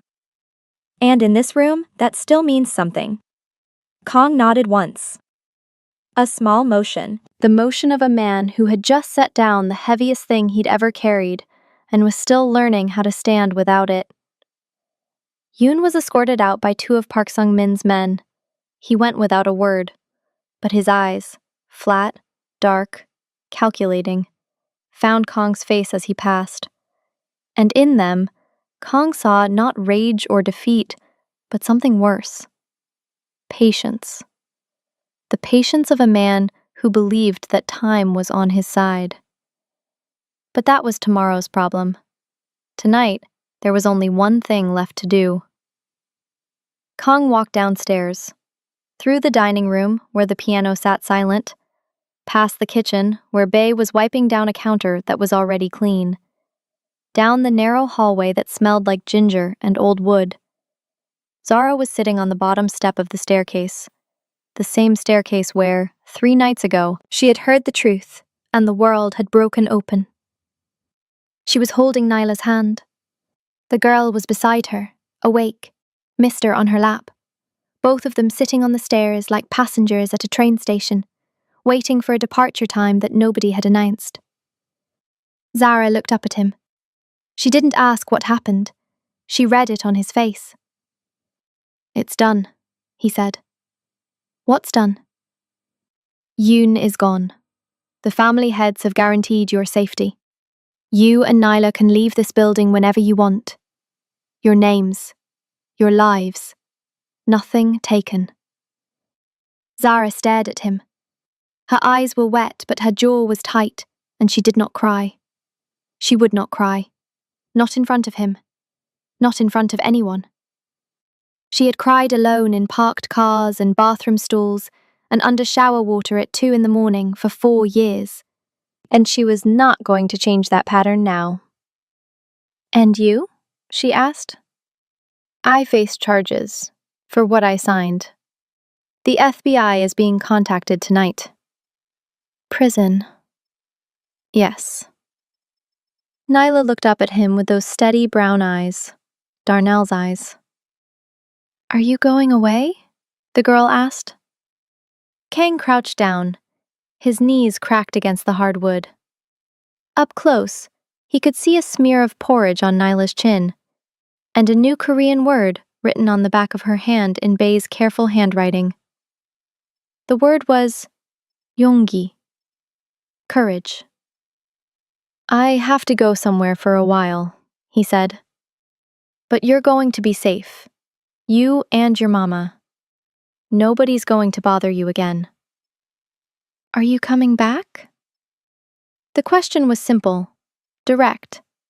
The kind of question only a child asks, because only a child still believes that the answer might be yes. "I don't know," Kang said. "But I'm going to try." Nyla studied his face. Then she held out Mister. "You can borrow him," she said. "For when you're scared. He's good at that." Kang looked at the stuffed bunny, washed flat, one eye dangling by a thread, carried across shelters and bus stations and a warehouse floor where guns had been drawn, and a girl had walked through the dark because she believed the man on the other side was worth reaching. He took the bunny. His hands shook, and for the first time in 20 years, in front of a 5-year-old girl and the woman whose life he had shattered, and the old chef who stood in the kitchen doorway with tears running silently into the creases of his face, Kang So-jin broke. Not the way buildings break, with noise and spectacle and falling debris. The way ice breaks in spring. Quietly. Completely. All at once. The long, slow cracking finally giving way to something open and raw and terribly, terribly human. He pressed Mister against his chest, and he wept. 6 months later, on a Tuesday morning in July, Zara Hollis sat on the front steps of a brownstone in Hyde Park and watched her daughter ride a bicycle down the sidewalk. Not a good bicycle, a second-hand one from the thrift store on 53rd Street, purple with a dented fender and a bell that only worked if you hit it twice. But Nyla rode it like it was the fastest machine ever built. Legs pumping, ponytails flying. Mister, the replacement Mister, because the original was on loan, strapped into the front basket with a seatbelt made from a hair ribbon. "Watch me, Mama." "I'm watching, baby." "Both hands." "I see both hands." "No hands." "Put your hands back on the handlebars." Nyla. The brownstone belonged to Bae's niece, who had rented it to Zara, at a price that was either very generous or very subsidized. And Zara suspected she knew which one, but had decided not to argue.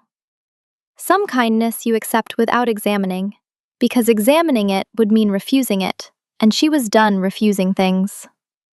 She worked days now, pediatric clinic on the south side. Different hours, different patients, same scrubs. She'd gone back to nursing because nursing was the thing she knew how to do. Care for people, read vital signs, stand steady when bodies failed.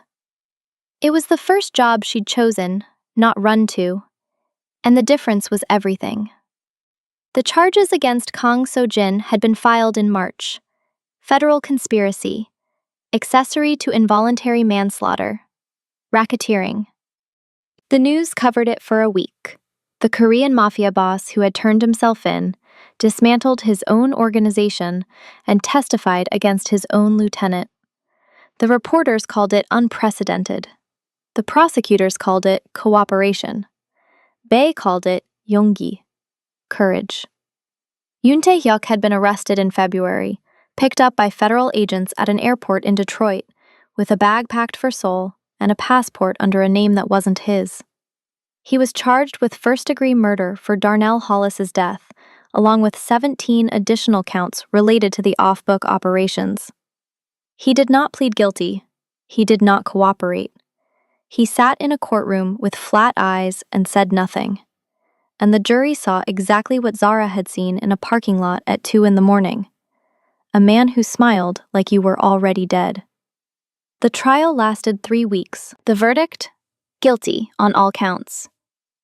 Zara did not attend the sentencing. She was at home that day, helping Nyla practice the Korean words Bae had taught her. The girl had a list taped to the refrigerator, 27 words and counting. Her favorite was cheap, which meant home. She said it every morning when she came downstairs for breakfast, not because anyone asked her to, because she liked the way it sounded, because she finally had a place that matched the word. Kang's sentencing was in August. Zara hadn't seen him since the night at the restaurant, the night he'd walked into a room full of the most powerful men in his world and told the truth. The night her daughter had handed him a stuffed bunny and told him to be brave. She'd written him 1 letter. She'd started it 11 times, thrown away 9 drafts. The final version was 3 lines long. I don't forgive you. I'm not sure I ever will. But my daughter sleeps through the night now, and that matters more than my anger. She didn't know if he'd received it. She didn't know if it helped. She didn't know if anything could help a man who had signed the order that killed the father of the child whose bunny he now held in a cell somewhere, waiting for a judge to decide how many years a confession was worth.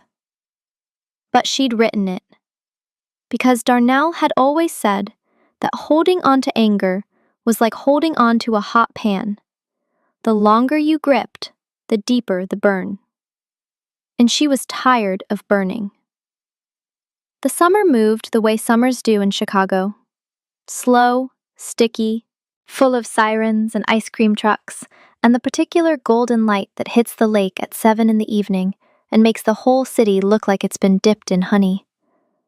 Nyla started summer camp, made friends, came home with paint on her elbows, and stories about a boy named Terrence who could burp the entire alphabet, and a girl named Priya who was teaching everyone Korean phrases she'd learned from YouTube.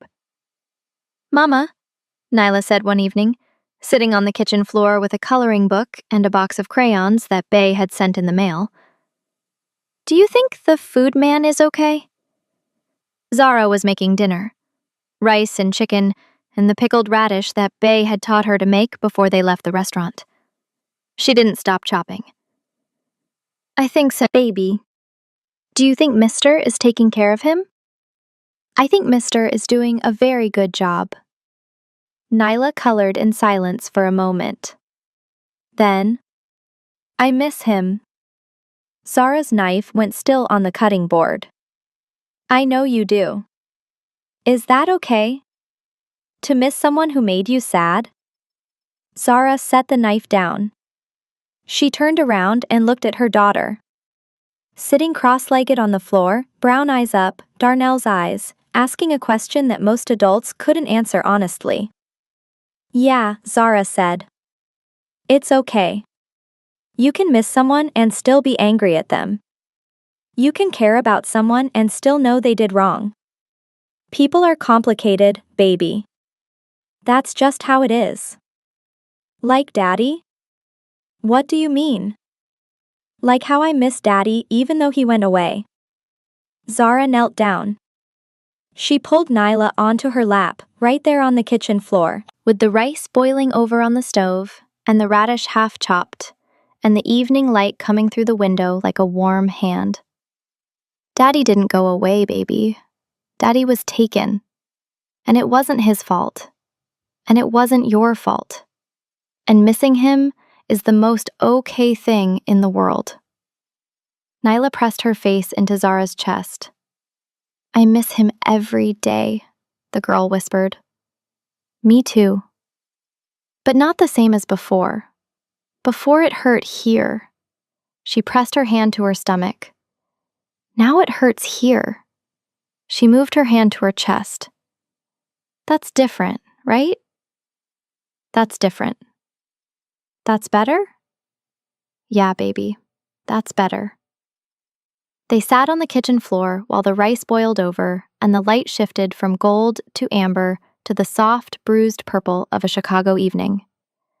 And for the first time in 4 years, the silence between them wasn't empty. It was full.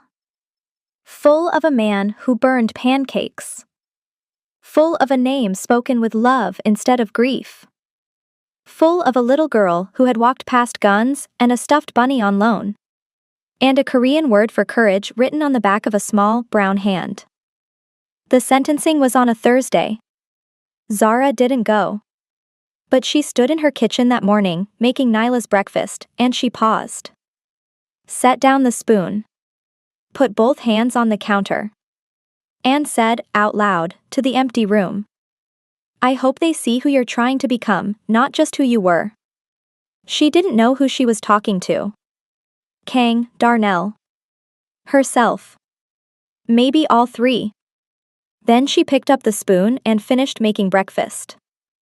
Nyla came downstairs in her camp t-shirt and the shoes that finally fit and the confidence of a 6-year-old, who had learned, slowly and painfully, and with the help of a stuffed bunny and an old Korean chef, and a man she called the food man, that the world was not only full of people who leave, it was also full of people who stay, and people who come back, and people who break, and people who, in the breaking, finally become something worth putting back together.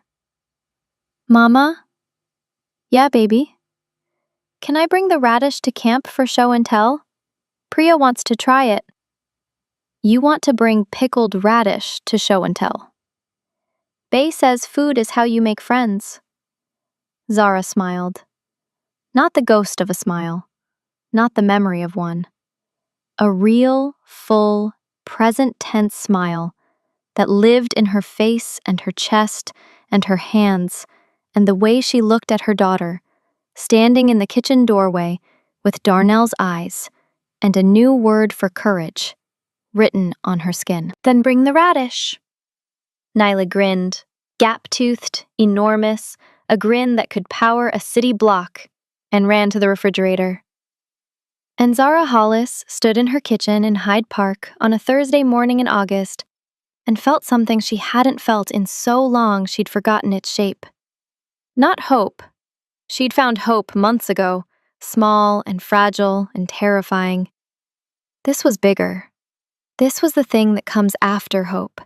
The thing that arrives when you've been broken and rebuilt and broken again and still decided to keep standing. Not because you're strong, not because you're brave, not because a man on a staircase promised to fix what couldn't be fixed, but because a little girl with a stuffed bunny taught you that the world is worth walking into, even when there are guns, even when there is blood, even when the man at the center of it all turns out to be both the one who destroyed you and the one who tried to make it right. The word for it wasn't in English, it was in Korean. Bae had taught it to Nyla, who had taught it to Zara, who had written it on a sticky note on the refrigerator next to 27 other words and a drawing of a bunny. 회복. Recovery. Not the absence of pain, the presence of something stronger. Subscribe and turn on notifications not to miss our next story. Share your thoughts in the comments and inspire others.